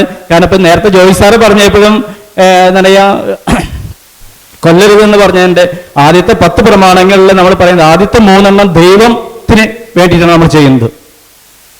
മനുഷ്യൻ ദൈവത്തോടുള്ള അവന്റെ സമീപനം എന്തൊക്കെയാണെന്നുള്ളത്. അതിനുശേഷമുള്ള 7 പ്രമാണങ്ങൾ സഹോദരനോട് ചെയ്യേണ്ട കാര്യങ്ങളാണ് പറയുന്നത്. അതിനെ മാറ്റിയിട്ടാണ് 2 പ്രമാണങ്ങളാക്കിയിട്ട് മാറ്റിയിട്ട് അതിന്റെ തത്വസംഹിതയായിട്ട് അവിടെയും പറയുന്നത് നീ ദൈവത്തോട് എന്ത് ചെയ്യണം, നിന്റെ സഹോദരനോട് എന്ത് ചെയ്യണം, അങ്ങനെയാണ് മാറ്റിയിട്ടുള്ളത്. ഇനി ഞാൻ അതൊന്നും പറയുന്നില്ല. Thank you. ഓക്കെ. ഈ ഒരു മതഗ്രന്ഥത്തിൽ എന്ത് എഴുതി വെച്ചു ഇന്ന് നമ്മൾ അതിനെ വിലയിരുത്തുമ്പോൾ സ്വാഭാവികമായിട്ടും ഒരു ശരാശരി ഇന്നത്തെ മാനവിക ബോധം ഉൾക്കൊണ്ട ഒരു വിശ്വാസി ചെയ്യുന്ന എന്തായിരിക്കും, അവന് ഇന്നത്തെ മാനവിക ബോധമായിട്ട് ഒത്തുപോകുന്ന കാര്യങ്ങൾ അവൻ സ്വീകരിക്കും. ഇനി പിക്ക് ആൻഡ് ചൂസ് എന്ന് പറയും. അതേസമയം അതിനകത്തുള്ള ചോര വരികളും ക്രൂര വരികളും ഒക്കെ അവൻ മാറ്റിവെക്കും. ഇനി മത യഥാർത്ഥ നിലയിൽ ഇപ്പോൾ ഉദാഹരണമായിട്ട് സ്ത്രീകളെ അടിമകളായിട്ട് ഇപ്പോൾ ഐസിസുകാർ വിറ്റു, കന്യകമാരെ കൊണ്ടുവന്ന് വിറ്റു, അതിൻ്റെ വില കൊണ്ടുവന്നത്. നിങ്ങൾ പറയുമോ ഇത് ഇസ്ലാമിക മതസാഹിത്യ പ്രകാരം അല്ല എന്ന്? ആണ്. ഐസിസ് ഇസ്ലാമിക മതസാഹിത്യ പ്രകാരമല്ലാതെ ഒന്നും ചെയ്തിട്ടില്ല, ചെയ്യാറുമില്ല. പക്ഷെ പ്രശ്നം ഇന്നത്തെ ആധുനിക മുസ്ലിം വിശ്വാസി ഇതിൽ നിന്ന് ഒരുപാട് മുന്നോട്ട് പോയിരിക്കുന്നു. അവൻ ചോദിക്കുകയോ ഇതെങ്ങനെ സാധിക്കുന്നു, കഴുത്തിറക്കുന്നു, പരസ്യമായി കൊണ്ടുവന്ന് മറ്റുള്ളവരുടെ മനസ്സിൽ ഭീതി വളർത്തുന്നു. ഇതൊക്കെ ഇതിനകത്ത് പറഞ്ഞിട്ടുള്ള സാധനം തന്നെയാണ്. ഇപ്പൊ ക്രിസ്തു തന്നെ കുട്ടികൾക്ക് കൊടുക്കേണ്ടത് പന്നികൾക്ക് കൊടുക്കാൻ പാടില്ല എന്ന് പറഞ്ഞിട്ടുണ്ട്. എന്താ എൻ്റെ അർത്ഥം? കൊടുക്കേണ്ട ആരെന്നും കൊടുക്കാൻ പാടില്ലാത്ത ആരെന്നും ഒക്കെ വ്യക്തമായിട്ടുള്ള വിവേചനം ഒരു ജൂത സമൂഹത്തിനുണ്ടായിരുന്നു. അത് അദ്ദേഹം ഈവൻ നിങ്ങൾ കലഹം ഉണ്ടാക്കാനായിട്ടാണ് അല്ലെങ്കിൽ ഒരു വാളുമായിട്ടാണ് വന്ന് യോഹന്നാന്റെ വരികൾ നമ്മൾ ഏറ്റവും കൂടുതൽ പീസ് ലവറായിട്ടാണ് ക്രൈസ്തുവിനെ പറയുന്നത്. അങ്ങനെ ഒരു വരി ഇല്ലയോ? വേണമെന്നുണ്ടെങ്കിൽ പറഞ്ഞൂടെ? പക്ഷെ എന്താണ് ആധുനിക ക്രിസ്ത്യാനി അതെടുക്കുവോ? ഇല്ല. അവൻ നോക്കുമ്പോൾ ഇന്നത്തെ ലോകത്തിൽ ഒരു മതേതര മാനവിക ബോധമുണ്ട്. വാളുമായിട്ട് വന്നിരിക്കുന്നു എന്ന് പറയുന്ന ഒരു ദൈവം അവിടെ സൂട്ടാവില്ല, അതുകൊണ്ട് എടുക്കുന്നില്ല. പക്ഷെ അതിനകത്ത് അത് ഉണ്ട് എന്നുള്ള കാര്യം ശരിയാണ്. ഇപ്പോൾ സഹോദരനെ സഹോദരിക്കെതിരെയും അച്ഛനെ മകൾക്കെതിരെയും മകളെ ഭാര്യക്കെതിരെയും എല്ലാം തിരിക്കാനാണ് ഞാൻ വന്നിരിക്കുന്നത്, ഞാനൊരു കുടുംബ വിരോധിയാണ് എന്ന് പറയുന്ന യേശുവാണ് ഈ കുടുംബത്തിന്റെ നാഥനം നമ്മൾ എഴുതി വെക്കുന്നത്. ഇത് നമ്മൾ നോക്കുകയാണെന്നുണ്ടെങ്കിൽ സാധനം അവിടെ ഉണ്ട്. പക്ഷെ നമ്മുടെ ആധുനിക മതേതര ബോധത്തിന് ഇത് സ്വീകാര്യമല്ലാത്തതുകൊണ്ട് താങ്കളെയൊക്കെ പോലെയുള്ള കുറെ കൂടെ ഈ ആധുനിക ധാർമ്മിക ബോധവുമായി ജീവിക്കുന്നവർ ആവശ്യമുള്ളതെടുക്കും. മറ്റുള്ളവരെന്ത് ചെയ്യും? അവനുള്ള വരി അതിനകത്തുണ്ട്, മക്ക വരിയുണ്ട്, മദീന വരിയുണ്ട്. ഈ രണ്ട് ചോരയുള്ള വരി വെച്ച് അവൻ ചോര വെച്ച് അക്രമം നടത്തും. താങ്കൾ കുറച്ചുകൂടെ നിരുദ്രവകരമെന്നും നല്ലതെന്നും തോന്നുന്ന വരികൾ വെച്ച് അതിനെ ആഘോഷിക്കും. അപ്പം ഈ താങ്കളുടെ പോയിന്റ് എന്ന് പറഞ്ഞാൽ മതസാഹിത്യത്തിൽ എല്ലാം നല്ലതാണെന്നായിരുന്നു. എല്ലാം നല്ലതാണ് അല്ല എന്നാണ് ഞാൻ പറഞ്ഞത്. നിങ്ങൾക്ക് നല്ല വരികൾ, ഈവൻ ഗീതയിലെ, ഞാൻ ഗീതയെക്കുറിച്ച് ഒരു പുസ്തകം എഴുതിയിട്ടുള്ള ആളാണ്. വലിയൊരു പുസ്തകമാണ്. കേരളത്തിൽ ഇപ്പോൾ ഇത്രയും വലിയൊരു പുസ്തകം ഗീതയെക്കുറിച്ച് ബോധം എല്ലാം എഴുതിയിട്ടുള്ളതാണ്. ബോധം, അതുപോലെ തന്നെ വേദാന്തം, ബുധനെ എറിഞ്ഞ കല്ലെന്ന് ഞാൻ കാണിച്ച പുസ്തകമാണ്. അതിനകത്ത് ഗീതയിൽ എത്രയോ മനോഹരമായ വരികളുണ്ട്. ഞാനൊരു വരി, ഇപ്പൊ ഉത്തരേതാത്മനാത്മനം നാത്മനാവസാദിയത് ആത്മൈവഹ ആത്മനോ ബന്ധു ആത്മൈവരിപരാത്മനഹ എന്ന് പറയുന്നൊരു വരിയുണ്ട്. എന്താ സംഗതി പറയുന്നറിയോ? ഉത്തരേതാത്മനാത്മനം, നീ നിന്നെ തന്നെ ഉയർത്തുക. നാത്മനാവസാദിയത്, ഒരിക്കലും നീ നിന്നെ താഴ്ത്താൻ പാടില്ല. ആത്മൈവഹ ആത്മനോ ബന്ധു, ആത്മാവിന്റെ നിന്റെ ബന്ധു നീ തന്നെയാണ്. ആത്മൈവ രിപുരാത്മനഹ, നിന്റെ ശത്രു നീ തന്നെയാണ്. എത്ര മനോഹരമായ വരിയാണ് ഇത്. ബുദ്ധൻ പറഞ്ഞ കാര്യമാണ്. ബുദ്ധൻ പറഞ്ഞ അതേ കാര്യമാണിത്. ഇത് ഗീതയിലുണ്ടെന്ന് പറഞ്ഞ് നമ്മൾ എതിർക്കുമോ? ഇല്ല. ഞാൻ എൻ്റെ പുസ്തകത്തിൽ എഴുതിയിട്ടുണ്ട്, മനോഹരമായ കാവ്യഭംഗിയുള്ള ഒരുപാട് വരികൾ ഗീതയിലുണ്ട്. അസംഗ ശസ്ത്രേണ ദൃഢേന ചിത്വ എന്ന് പറയുന്നത്, അതായത് സംഘമില്ലായ്മയാകുന്ന വാളുകൊണ്ട് നീ ഇത് വെട്ടിമുറിക്കൂ അർജുന. അതായത് എങ്ങനെയാണ്?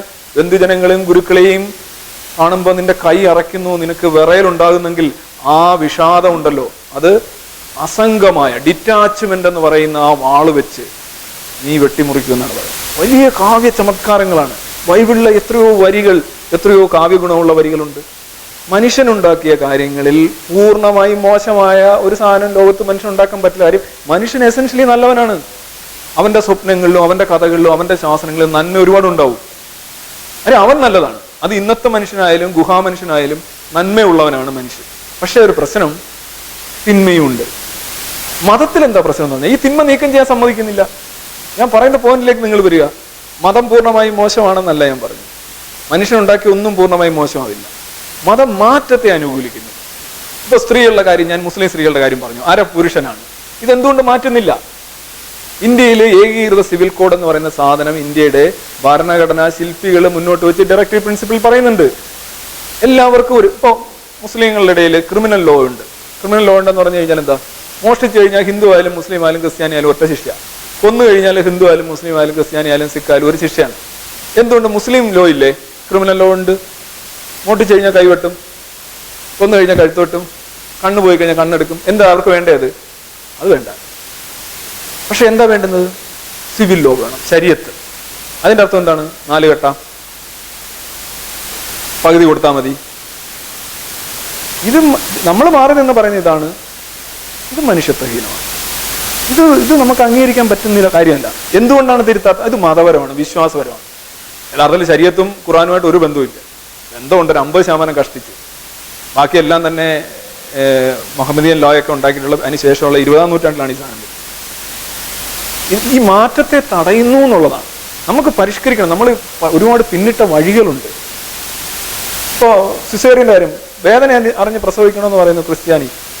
ഇന്നത്തെ ക്രിസ്ത്യാനി സ്ത്രീകൾ സിസേറിയൻ എടുക്കുന്നു. അതാണ് പരിഷ്കരണം. ക്രിസ്തുമതത്തിൽ സംഭവിച്ചിട്ടുള്ള ഒരു പരിഷ്കരണമാണത്. ഞാൻ അതിനെ സ്വാഗതം ചെയ്യുന്നു. എല്ലാ കാലത്തും വേദന അറിഞ്ഞ് പ്രസവിക്കണം എന്ന് പറഞ്ഞു കഴിഞ്ഞാൽ നടക്കില്ല. മതത്തിൻ്റെ ഒരു വിഷയം തിന്മകൾ നീക്കം ചെയ്യാൻ അനുവദിക്കുന്നില്ല, അഴുക്ക് നീക്കം ചെയ്യാൻ അനുവദിക്കുന്നില്ല. ബാക്കിയെല്ലാം അപ്പോൾ മാർക്സിസ്റ്റ് പാർട്ടി പോലും 10 വർഷം കഴിഞ്ഞ് കാര്യങ്ങളെല്ലാം മാറ്റി പറയാറുണ്ട്. ഇവിടെ അത് സാധിക്കുന്നില്ല. അതാണ് പ്രശ്നം. 2 ക്വസ്റ്റ്യൻ എനിക്ക് ചോദിക്കാനുള്ളത്. സർ പറയുണ്ടായി, അല്ല അതിൽ ബാക്ക്ഗ്രൗണ്ട് ഞാൻ പറയാം. വിദ്യാഭ്യാസം എന്ന് പറയുന്നതിൻ്റെ ഒരു കാഴ്ചപ്പാടെന്ന് പറഞ്ഞു കഴിഞ്ഞാൽ എല്ലാവരുടെയും ആയിരിക്കും വിചാരിക്കുന്നു, സിറ്റുവേഷൻ ഹാൻഡിൽ ചെയ്യാനുള്ള നോളജും സ്കില്ലും എക്യൂർ ചെയ്യുക എന്നുള്ളതാണ് വിദ്യാഭ്യാസം കൊണ്ട് പറയുന്നത്. അപ്പോൾ നമ്മുടെ ചർച്ചകളിൽ പലപ്പോഴും പലയിടത്തും കാണുന്നുണ്ട് വിദ്യയും അഭ്യാസവും വേറെ വേറെ നിൽക്കുകയാണെന്ന്. സാറ് പറയുണ്ടായി നമുക്ക് ഏതെങ്കിലും സിറ്റുവേഷൻ ഹാൻഡിൽ ചെയ്യാൻ നമുക്ക് പോസിബിലിറ്റി മോഡൽസായിട്ട് മുന്നോട്ട് പോകാമെന്നുള്ള സാറിൻ്റെ ഒരു ഫ്രീ തോട്ട് ഷെയർ ചെയ്തു. അപ്പോൾ നമ്മളൊരു N മോഡൽ കാണുകയാണ്. പക്ഷെ നമ്മുടെ സിറ്റുവേഷൻ എന്ന് പറയുന്നത് N+1 മോഡലിലേക്ക് നമ്മൾ എത്താൻ പോകുന്നത്. അപ്പോൾ അവിടെ വെച്ചിട്ട് അത് കോപ്പപ്പ് ചെയ്യാനായിട്ട് നമുക്ക് സാധിക്കുമോ? ഇത് പോസിബിലിറ്റി മോഡലും റിയാലിറ്റി മോഡലും സെയിം ആവാത്ത സിറ്റുവേഷൻസാണ് നമ്മൾ ഫേസ് ചെയ്യേണ്ടി വരുന്നത്. അപ്പോൾ അവിടെ നമ്മൾ തളർന്നു പോകുന്നില്ലേ? അതാണ് ഒരു ചോദ്യം. സെക്കൻഡ് ക്വസ്റ്റ്യൻ, സാർ പറഞ്ഞു നമ്മൾ ജീവിക്കേണ്ടതും നമ്മൾ സന്തോഷം കണ്ടെത്തേണ്ടതും നമുക്ക് വേണ്ടിയാണെന്ന് പറഞ്ഞു. അപ്പോൾ തന്നെ സാർ ഒരു എക്സാമ്പിൾ അതിന് മുമ്പേ നോട്ട് ചെയ്യേണ്ടായി. ഒരു കുട്ടി ഷെയർ ചെയ്തു, ആ കുട്ടിയുടെ അച്ഛൻ റബ്ബർ ടാപ്പിംഗ് തൊഴിലാളിയാണെന്ന് പറഞ്ഞിട്ട് കണ്ണീര് വന്നു. കുട്ടി റിയാലിറ്റിയിലല്ല എന്ന് സാർ പറഞ്ഞു. അപ്പോൾ ഞാൻ സന്തോഷം കണ്ടെത്തേണ്ടത് അല്ലെങ്കിൽ ഞാൻ ചെയ്യേണ്ടത് എനിക്ക് വേണ്ടി എന്ന് പറയുമ്പോൾ ആ ഞാൻ എന്നുള്ള തോട്ട് എപ്പോഴാണ് നമുക്ക് സ്വന്തമാകുന്നത്? അത് കുട്ടിയാണ് നമ്മൾ പറയും, കുട്ടിയിൽ നിന്ന് ഞാനാവാനുള്ളൊരു ഗ്യാപ്പുണ്ട്. അപ്പോൾ ആ ഞാൻ എന്നുള്ള തോട്ട് ആക്ച്വലി എപ്പോഴാണ് ഫോം ചെയ്യേണ്ടത്? ജനിക്കുമ്പോഴേ തൊട്ട് ഫോം ചെയ്തിട്ടുണ്ടെങ്കിൽ ഈ പറയുന്ന റിയാലിറ്റിയിലല്ലാത്ത കുട്ടി എനിക്ക് കറക്റ്റ് ചെയ്യാൻ പറ്റില്ല. കാരണം ഞാൻ ചെയ്യുന്നതും എല്ലാം എനിക്ക് വേണ്ടി, എൻ്റെ സന്തോഷത്തിന് വേണ്ടി ചെയ്യുന്നത്. കുട്ടിയും അത് തന്നെയാണ് നമ്മുടെ അടുത്ത് പറയുന്നത്. ഞാൻ ചെയ്യുന്നത് എനിക്ക് ഇഷ്ടത്തിന് വേണ്ടി ചെയ്യുന്നത്, ഞാൻ പഠിക്കുന്നത് എങ്ങനെ പഠിച്ചാൽ ഞാൻ ഇന്ന പൊസിഷനിലെത്തും, അല്ലെങ്കിൽ ഇത് എനിക്ക് പറ്റുമെന്ന് കുട്ടിയും പറയുന്നുണ്ട്. അപ്പം ഇവിടെ ഞങ്ങൾക്കൊരു കോൺഫ്ലിക്റ്റ് ഫീൽ ചെയ്യുന്നുണ്ട്. ഈ ഞാൻ എന്നുള്ള തോട്ട് പ്രോസസ്സിലേക്ക് ഫുള്ളായിട്ട് ഒരു വളർന്നു വരുന്ന കുട്ടിയെ എപ്പോൾ ഞാൻ വിടണം? ഓക്കെ, ആൻറ്റി മാഡം ചോദിച്ചത് പോസിബിലിറ്റി സംഭവിക്കാനിടയുള്ള കാര്യങ്ങളും യാഥാർത്ഥ്യം തമ്മിലുള്ള ഗ്യാപ്പ് കൂടി വന്നാൽ എന്ത് ചെയ്യും എന്നുള്ളതാണ്. അപ്പോൾ നമ്മൾ പൊതുവെ പറയുന്നത് there is always A distance between the dreamer and his dreams and the thinker and his thoughts. നമ്മൾ വരാൻ പോകുന്ന ഒരു കാര്യങ്ങൾ അല്ലെങ്കിൽ ഒരു ഡേ ടു ഡേ ഇവൻസിനെ കുറിച്ച് നമ്മൾ യുക്തിഭദ്രമായിട്ടുള്ള യാഥാർത്ഥ്യബോധത്തോടുള്ള മോഡലുകൾ നിർമ്മിക്കുക. ഞാനൊരു 4 ആൾട്ടർനേറ്റീവ് പറഞ്ഞു അല്ലെങ്കിൽ 3 ആൾട്ടർനേറ്റീവ് പറഞ്ഞതുകൊണ്ട് അത് തന്നെ ആകണം നിങ്ങൾ എല്ലാ കാലത്തും എല്ലാ കാര്യത്തിലും നിർവഹിക്കേണ്ടത് എന്നില്ല. അപ്പോൾ നമ്മളെ സംബന്ധിച്ചിടത്തോളം ഏറ്റവും കൂടുതൽ വിവരങ്ങളുള്ളത് നമ്മുടെ പക്കലാണ്. നമ്മളെ ഒരു പ്രശ്നം ഏറ്റവും നന്നായിട്ട് പരിഹരിക്കാൻ കഴിയുന്ന ആദ്യത്തെ വ്യക്തി നമ്മൾ തന്നെയാണ്. മറ്റൊരാൾക്ക് നമ്മളത് പറഞ്ഞു കൊടുത്ത് അയാൾ മനസ്സിലാക്കി വരുന്നതാണ്. അപ്പം നമ്മൾക്കൊരു സാധ്യത നമ്മൾ ആദ്യം കൊടുക്കാം. Why can I solve it on my own? അപ്പം അതിനെന്ത് ചെയ്യണം? യാഥാർത്ഥ്യ ബോധത്തോടെ നമ്മൾ മോഡലുകൾ ചേഞ്ച് ചെയ്യണം. അതിന് നമ്മൾ ചെയ്യേണ്ട കാര്യം റീഡിങ്, തിങ്കിങ്, അതുപോലെ തന്നെ മനസ്സിലാക്കൽ, ഓരോ കാര്യങ്ങൾ ഓരോരോ പുതിയ പുതിയ കാര്യങ്ങൾ മനസ്സിലാക്കൽ, അതിനകത്ത് യാഥാർത്ഥ്യം എങ്ങനെ പ്രവർത്തിക്കുന്നു എന്ന് നമ്മൾ മനസ്സിലാക്കുക. അതാണ് സയൻസ്. ഞാൻ അവിടെയാണ് സയൻസിലേക്ക് വരുന്നത്. സയൻസ് എന്ന് പറഞ്ഞൊരു വലിയ ടൂളാണ്. ഞാനിപ്പോൾ പെൺകുട്ടികളെ പ്രസവിക്കുന്ന കാര്യം, അത് പിന്നെ സ്ത്രീകളുടെ കുഴപ്പമാണ് എന്നുള്ളത്. ഇപ്പം യാഥാർത്ഥ്യത്തെക്കുറിച്ചുള്ള ഏറ്റവും നല്ല റിപ്പോർട്ട് നമുക്ക് തരുന്ന സയൻസാണ്. ഇറ്റ്സ് നോട്ട് പെർഫെക്റ്റ്, ഒന്നും പെർഫെക്റ്റ് അല്ല. സയൻസ് പെർഫെക്റ്റ് ആവണമെന്നുള്ള വാശിയൊന്നും ആവശ്യമില്ല. മനുഷ്യൻ ചെയ്യുന്നതാണ്, അതിനകത്ത് എറേഴ്സ് വരാം, നമ്മൾ കറക്റ്റ് ചെയ്ത് പോകും. അപ്പം ഈ ഒരു പർട്ടിക്കുലർ സിറ്റുവേഷൻ യാഥാർത്ഥ്യം സംബന്ധിച്ചുള്ള മാസീവായിട്ടുള്ള മാക്സിമം ഡേറ്റകൾ കളക്ട് ചെയ്തിട്ട് അതിൽ ഏറ്റവും നല്ല മോഡലുകൾ നിർമ്മിക്കേണ്ടത് നമ്മൾ തന്നെയാണ്. നമുക്കതിന് സാധിക്കും. അപ്പോൾ ഒരിടത്ത് വർക്കൗട്ട് ആവാത്ത മോഡലുകൾ തള്ളുക, അത് ശരിയായില്ല, അത് അവിടെ ഈ ഇജക്റ്റ് ചെയ്ത് വിടുക. വർക്ക് ചെയ്യുന്ന മോഡലുകൾ നമ്മൾ സ്വീകരിക്കുക. എപ്പോഴും ഈ ഷോക്ക് ഉണ്ടാകുന്നത് നിങ്ങൾ പ്രതീക്ഷിക്കുന്ന ഒരു അനുഭവവും നിങ്ങൾക്ക് കിട്ടുന്ന ഒരു അനുഭവം തമ്മിലുള്ള അകലം വർദ്ധിക്കുമ്പോഴാണ് അത് ഷോക്കായിട്ടും അപ്സെറ്റിംഗ് ആയിട്ട് മാറുന്നത്. അത് കുറച്ച് കൊണ്ടുവരിക. അത് കുറച്ച് കൊണ്ടുവരാൻ നമ്മളുടെ പരിചയവും നിരന്തരമായി നമ്മൾ പരിചയപ്പെടുമ്പോൾ, അതായത് ഉദാഹരണമായിട്ട് എന്തുകൊണ്ടാണ് നിങ്ങൾക്ക് ആദ്യത്തെ അപമാനവും സമാന രൂപത്തിലുള്ള അവസാനത്തെ അപമാനം നിങ്ങളെ സ്പർശിക്കുന്നതേയില്ല? കാര്യം നിങ്ങളത് നേരിട്ട് ആദ്യമൊക്കെ അങ്ങനെ പറയുമ്പോൾ ഭയങ്കര വിഷമമായിരുന്നു, പിന്നെ അങ്ങോട്ട് എനിക്കതങ്ങ് ശീലമായി മാറി എന്ന് പറയുന്നോണം. ഇത് തന്നെയാണ് നമ്മുടെ ബ്രെയിൻ ചെയ്യുന്നത്. അപരിചിതമായിട്ടുള്ള ഡേറ്റസ് ഒരേ സമയം ഇങ്ങനെ കുന്നുകൂടി വരുമ്പോഴാണ് നമുക്ക് ഭയങ്കര ബുദ്ധിമുട്ട്. അപ്രതീക്ഷിതവും അവിചാരിതവും അപരിചിതവും. നിങ്ങളിൽ നിന്ന് ഞാനത് പ്രതീക്ഷിച്ചില്ല കേട്ടോ എന്ന് പറഞ്ഞാൽ നിങ്ങളിൽ നിന്നാണ് ഞാനത് പ്രതീക്ഷിക്കാതെ. ഇതെനിക്ക് പ്രതീക്ഷയുണ്ട്, അപ്പം നിങ്ങളിൽ നിന്ന് ആ ഡേറ്റ വന്നു കഴിഞ്ഞാൽ എന്ത് ചെയ്യണമെന്ന് എനിക്കറിയില്ല. Suppose I say that you have A model for that, നിങ്ങളിൽ നിന്ന് അതും വരാം. അങ്ങനെ ഒരു വിവിധ തലങ്ങളെ സ്പർശിക്കുന്ന റിയാലിറ്റി മോഡലുകൾ ഉണ്ടാക്കുകയാണെന്നുണ്ടെങ്കിൽ കണ്ണീരും വിതുമ്പലും നിശ്വാസങ്ങളും ടെൻഷനുകളും കാര്യമായി കുറയും എന്നുള്ളതാണ് സത്യം. കാര്യം ഞാൻ എൻ്റെ അനുഭവം പറയുന്നത് ശരിയല്ല, അതൊരു അനക്ഡോട്ടൽ ഫാലസിയാണ്. എന്നാൽ ഞാൻ മനസ്സിലാക്കിയൊരു കാര്യം ഇതാണ്. പലരും പറയാറുണ്ട്, ഓ നിങ്ങളിങ്ങനെ ഇതായിട്ടിരിക്കുന്നു, അങ്ങനെയല്ല പ്രശ്നങ്ങൾ, ഞങ്ങൾക്കൊന്നും അങ്ങനെ കൊണ്ട് താങ്ങാൻ പറ്റുന്നില്ല. എല്ലാവർക്കും വിഷമമുണ്ട്, എല്ലാവർക്കും പേടിയുണ്ട്, എല്ലാവർക്കും പ്രശ്നങ്ങളുണ്ട്. അടുത്തൊരാൾ മരിക്കുമ്പോൾ അമ്മയാണോ അല്ലെങ്കിൽ അച്ഛനാണോ അല്ലെങ്കിൽ കുട്ടിയാണോ മരിക്കുമ്പോൾ ചില ആൾക്കാർ ഭയങ്കരമായിട്ട് നിലവിളിക്കുകയും കരയുകയും മാറത്തടിച്ച് നിലവിളിക്കുകയൊക്കെ ചെയ്യും. 2ാമത്തെ ദിവസം ആകുമ്പോൾ അവരെ കരച്ചിലിൻ്റെ തോത് കുറഞ്ഞു വരും. 3ാമത്തെ ദിവസം ആകുമ്പോൾ കണ്ണിലൊരു നനവുണ്ടാവും.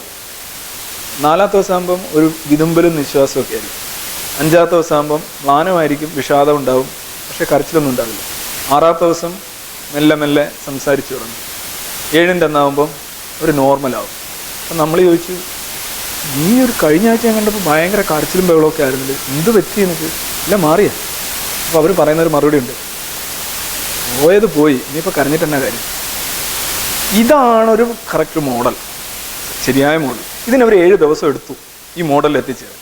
ഇതേ അനുഭവമുള്ള വേറൊരാൾ ആദ്യത്തെ ദിവസം തന്നെ ഇത് പെട്ടെന്ന് അക്സെപ്റ്റ് ചെയ്യുന്നു. ഹി വാസ് എക്സ്പെക്ടിങ് ദാറ്റ് എൻ്റെ അയൽപക്കത്ത് ഒരാൾ മരിക്കുമ്പോൾ, എൻ്റെ മറ്റൊരുത്തൻ്റെ അമ്മ മരിക്കുമ്പോൾ ഞാൻ കരയുന്നില്ല, പിന്നെ എൻ്റെ അമ്മ മരിക്കുമ്പോൾ ലോകം അവസാനിച്ചു എന്ന് ഞാൻ കരുതുന്നത് എനിക്ക് എന്നോടുള്ള അമിതമായ സ്നേഹത്തിൻ്റെയും ലോകവിവരത്തിൻ്റെയും കുറവാണ് എന്ന് അവൻ ക്രമേണ തിരിച്ചറിയും. അപ്പോൾ ആദ്യത്തെ ദിവസം തന്നെ കരയരുതെന്നല്ല ഞാൻ പറഞ്ഞു, കരഞ്ഞുകൊണ്ടാണ് വൈകാരികപരമായിട്ടുള്ള ഒരു കഥാർസിസ് നിങ്ങൾക്ക് കിട്ടുന്നെങ്കിൽ കരയുക തന്നെ വേണം, അതിനത് കുഴപ്പമില്ല. പക്ഷെ എന്നും കരഞ്ഞും നിലവിളിച്ചും കൊണ്ടാണോ ഇത് പരിഹരിക്കേണ്ടതെന്നുള്ള ചോദ്യമുണ്ട് അവിടെ. അപ്പോൾ ഈ ഒരു റിയലൈസേഷനിലേക്ക് ഒരാൾ 8 ദിവസം എടുക്കുന്നു. ഒരാൾക്ക് ആദ്യം തന്നെ മനസ്സിലാവുന്നു, I am going to lose my mother because everybody did. എല്ലാവർക്കും അമ്മയെ നഷ്ടപ്പെട്ടിട്ടുണ്ട്, എൻ്റെ അമ്മയും പോവും, ഞാനും പോവും. ഇതൊക്കെയാണ് നമ്മുടെ മോഡലുകൾ എന്നുകൊണ്ട് ഞാൻ ഉദ്ദേശിച്ചത്. ഈ മോഡലുകൾ യാഥാർത്ഥ്യത്തോടെ എത്ര അടുത്തിരിക്കുന്നു നമ്മളുടെ വ്യക്തിത്വത്തിന് അത്രയും കരുത്തുണ്ടാവും. നമ്മൾ അങ്ങനെ പെട്ടെന്ന് ആർക്കും കയറി അങ്ങ് ഇതാക്കാൻ പറ്റും. നമ്മളത്ര ഇമോഷണലായിട്ട് അങ്ങ് വെറും ഒരു ദുർബലമാവില്ല. നമ്മൾ ഈ ഗ്യാപ്പ് ഭയങ്കരമായിട്ട് കൂടുന്നതാണ് വിഷയം. ആ കുട്ടിയുടെ കാര്യത്തിലും ഈ ദാരിദ്ര്യം എന്ന് പറയുന്ന സാധനം എന്തോ ഒരു മഹാപരാധമാണ്, മറ്റുള്ളവരെല്ലാം അങ്ങനെ ചെയ്യുമെന്നുള്ള യാഥാർത്ഥ്യ വിരുദ്ധമായ അല്ലെങ്കിൽ ആ വ്യക്തിക്ക് ഗുണകരമല്ലാത്ത ഒരു മോഡലാണ് ആ കുട്ടി കൈവശം വെച്ചിരിക്കുന്നത്. അതുകൊണ്ടാണ് ഇത് പറഞ്ഞു കഴിഞ്ഞാൽ എനിക്ക് അപമാനം. ഞാൻ അന്തസ്സായിട്ട് പറയും, ഞാൻ നേരെ തിരിച്ചാണ്. ഞാൻ എവിടെ പോകുമ്പോഴും ഞാൻ ഈ ഒരു കലാഭവൻ മണി മോഡൽ അങ്ങനെ പറയാറില്ല. അതിനെ എനിക്കൊട്ടും വിശ്വാസമില്ല. ഞാൻ അങ്ങ് വെറും ഒരു താഴേക്കിടയിൽ നിന്ന് കയറി ഒന്ന് ഇങ്ങനെ പിടിച്ച് കയറിയ മിടുക്കനാണ്, അങ്ങനെയുള്ളൊരു സാധനമില്ല. മറിച്ച് ചോദിച്ചാൽ പറയും, സംതിങ് ലൈക്ക് ദാറ്റ്. ചോദിച്ചാൽ പറയും. അല്ല, ഞാനത് പ്രൊജക്റ്റ് ചെയ്യുന്നില്ല. എൻ്റെ ദാരിദ്ര്യമോ അല്ലെങ്കിൽ എൻ്റെ വീട്ടിലെ പ്രശ്നങ്ങളോ പ്രൊജക്റ്റ് ചെയ്യേണ്ട കാര്യം എനിക്കില്ല. പക്ഷേ അതൊരു അപമാനമായിട്ട് ഞാൻ കാണുന്നില്ല. എന്തിനു അപമാനമായിട്ട് കാണണം? അതാണ് ഒരു യാഥാർത്ഥ്യം. somebody is asking me a question, നിങ്ങൾ അച്ഛൻ എത്ര ക്ലാസ് വരെ പഠിച്ചിട്ടുണ്ട്? ഞാൻ പറയും 4ാം ക്ലാസ് വരെ പഠിച്ചിട്ടുള്ളൂ. എനിക്കതുകൊണ്ട് നേട്ടവും ഇല്ല, ഗുണവും ഇല്ല, അഭിമാനവും ഇല്ല, അപമാനവും ഇല്ല. അതാണ് ഞാൻ പറഞ്ഞ റിയലിസ്റ്റിക് മോഡൽസ് ഡെവലപ്പ് ചെയ്യുക. അല്ലാതെ എൻ്റെ അച്ഛൻ വിദ്യാഭ്യാസമൊന്നുമില്ല എന്ന് പറയാൻ എന്ത് നമ്മൾ പേടിക്കണം? അല്ലേ, എൻ്റെ അച്ഛൻ 4ാം ക്ലാസ് വരണമായിരുന്നു, ഞാനങ്ങ് മറിച്ചു, അതിൻ്റെ ആവശ്യമില്ല. You have to be pretty decent about that. മാഡത്തിൻ്റെ 2ാമത്തെ ചോദ്യം ഞാനെന്നുള്ള അത് എനിക്ക് ഒരു വലിയ ചോദ്യമായിട്ടും ഒരു ചെറിയ ചോദ്യമായിട്ടും തോന്നി ഒരേ സമയം. വലിയ ചോദ്യം, മാഡം പറഞ്ഞൊരു കാര്യം, ഈ ഞാൻ എപ്പോഴാണ് വരുന്നത്? ഞാൻ പറഞ്ഞു, ആദ്യത്തെ ആ ഭ്രൂണം വന്നിട്ട് ഹൃദയം സ്തംഭിക്കുന്നു, ന്യൂറോളജിക്കൽ ഡെവലപ്മെൻറ്റ്, വേദന അറിഞ്ഞു തുടങ്ങുന്നു, മെല്ലെ പുറത്തുള്ള സംഗീതം. ഇപ്പോൾ ഉത്തരയുടെ ഗർഭത്തിൽ കിടന്ന കുട്ടിക്ക്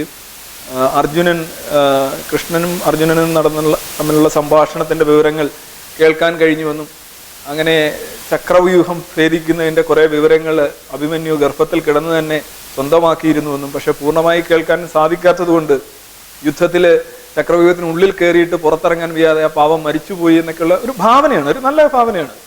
പക്ഷെ അവിടെ ഇങ്ങനെ കേൾക്കാൻ കഴിഞ്ഞു. പലപ്പോഴും ലൈറ്റ് സെൻസിറ്റീവാണ് കുട്ടികൾ.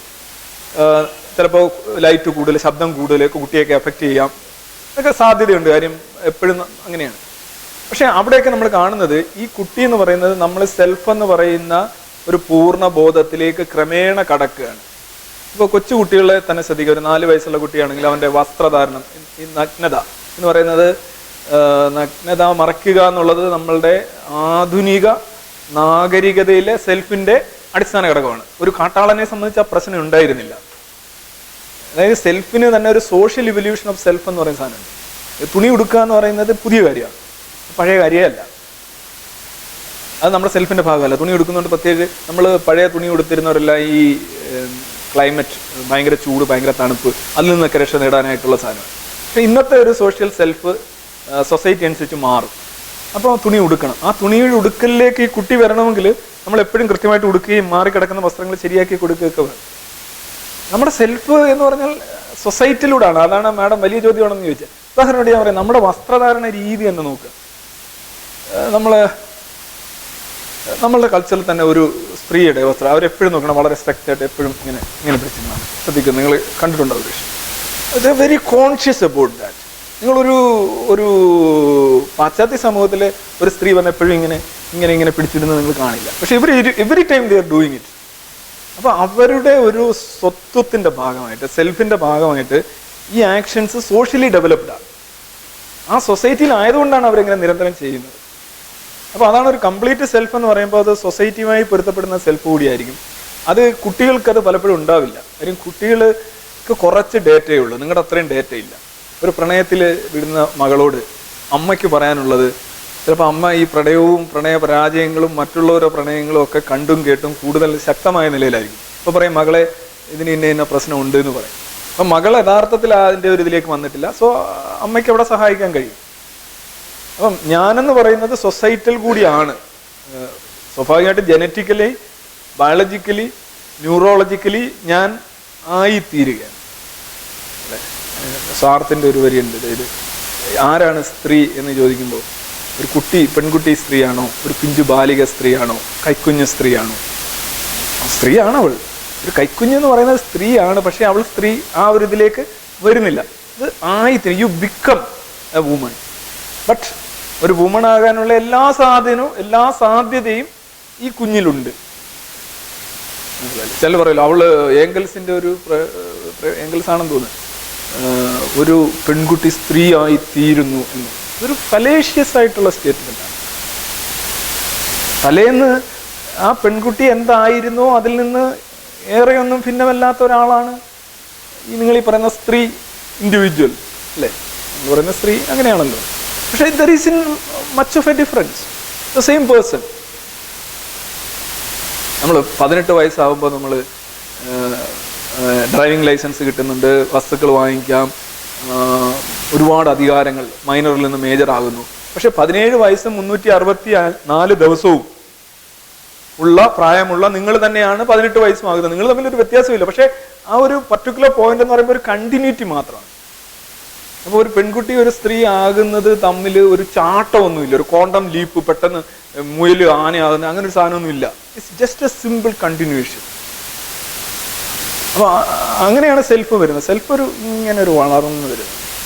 അപ്പോൾ കുട്ടികൾ നമ്മൾ അവരെ പൂർണ്ണമായ കുട്ടികളെ നമ്മൾ ഉപദേശിക്കുന്ന തന്നെ നമ്മളെപ്പോഴും വേണ്ടുന്നത് നമ്മളുടെ കണക്ക് കോപ്പി ആകണമെന്നാണ്.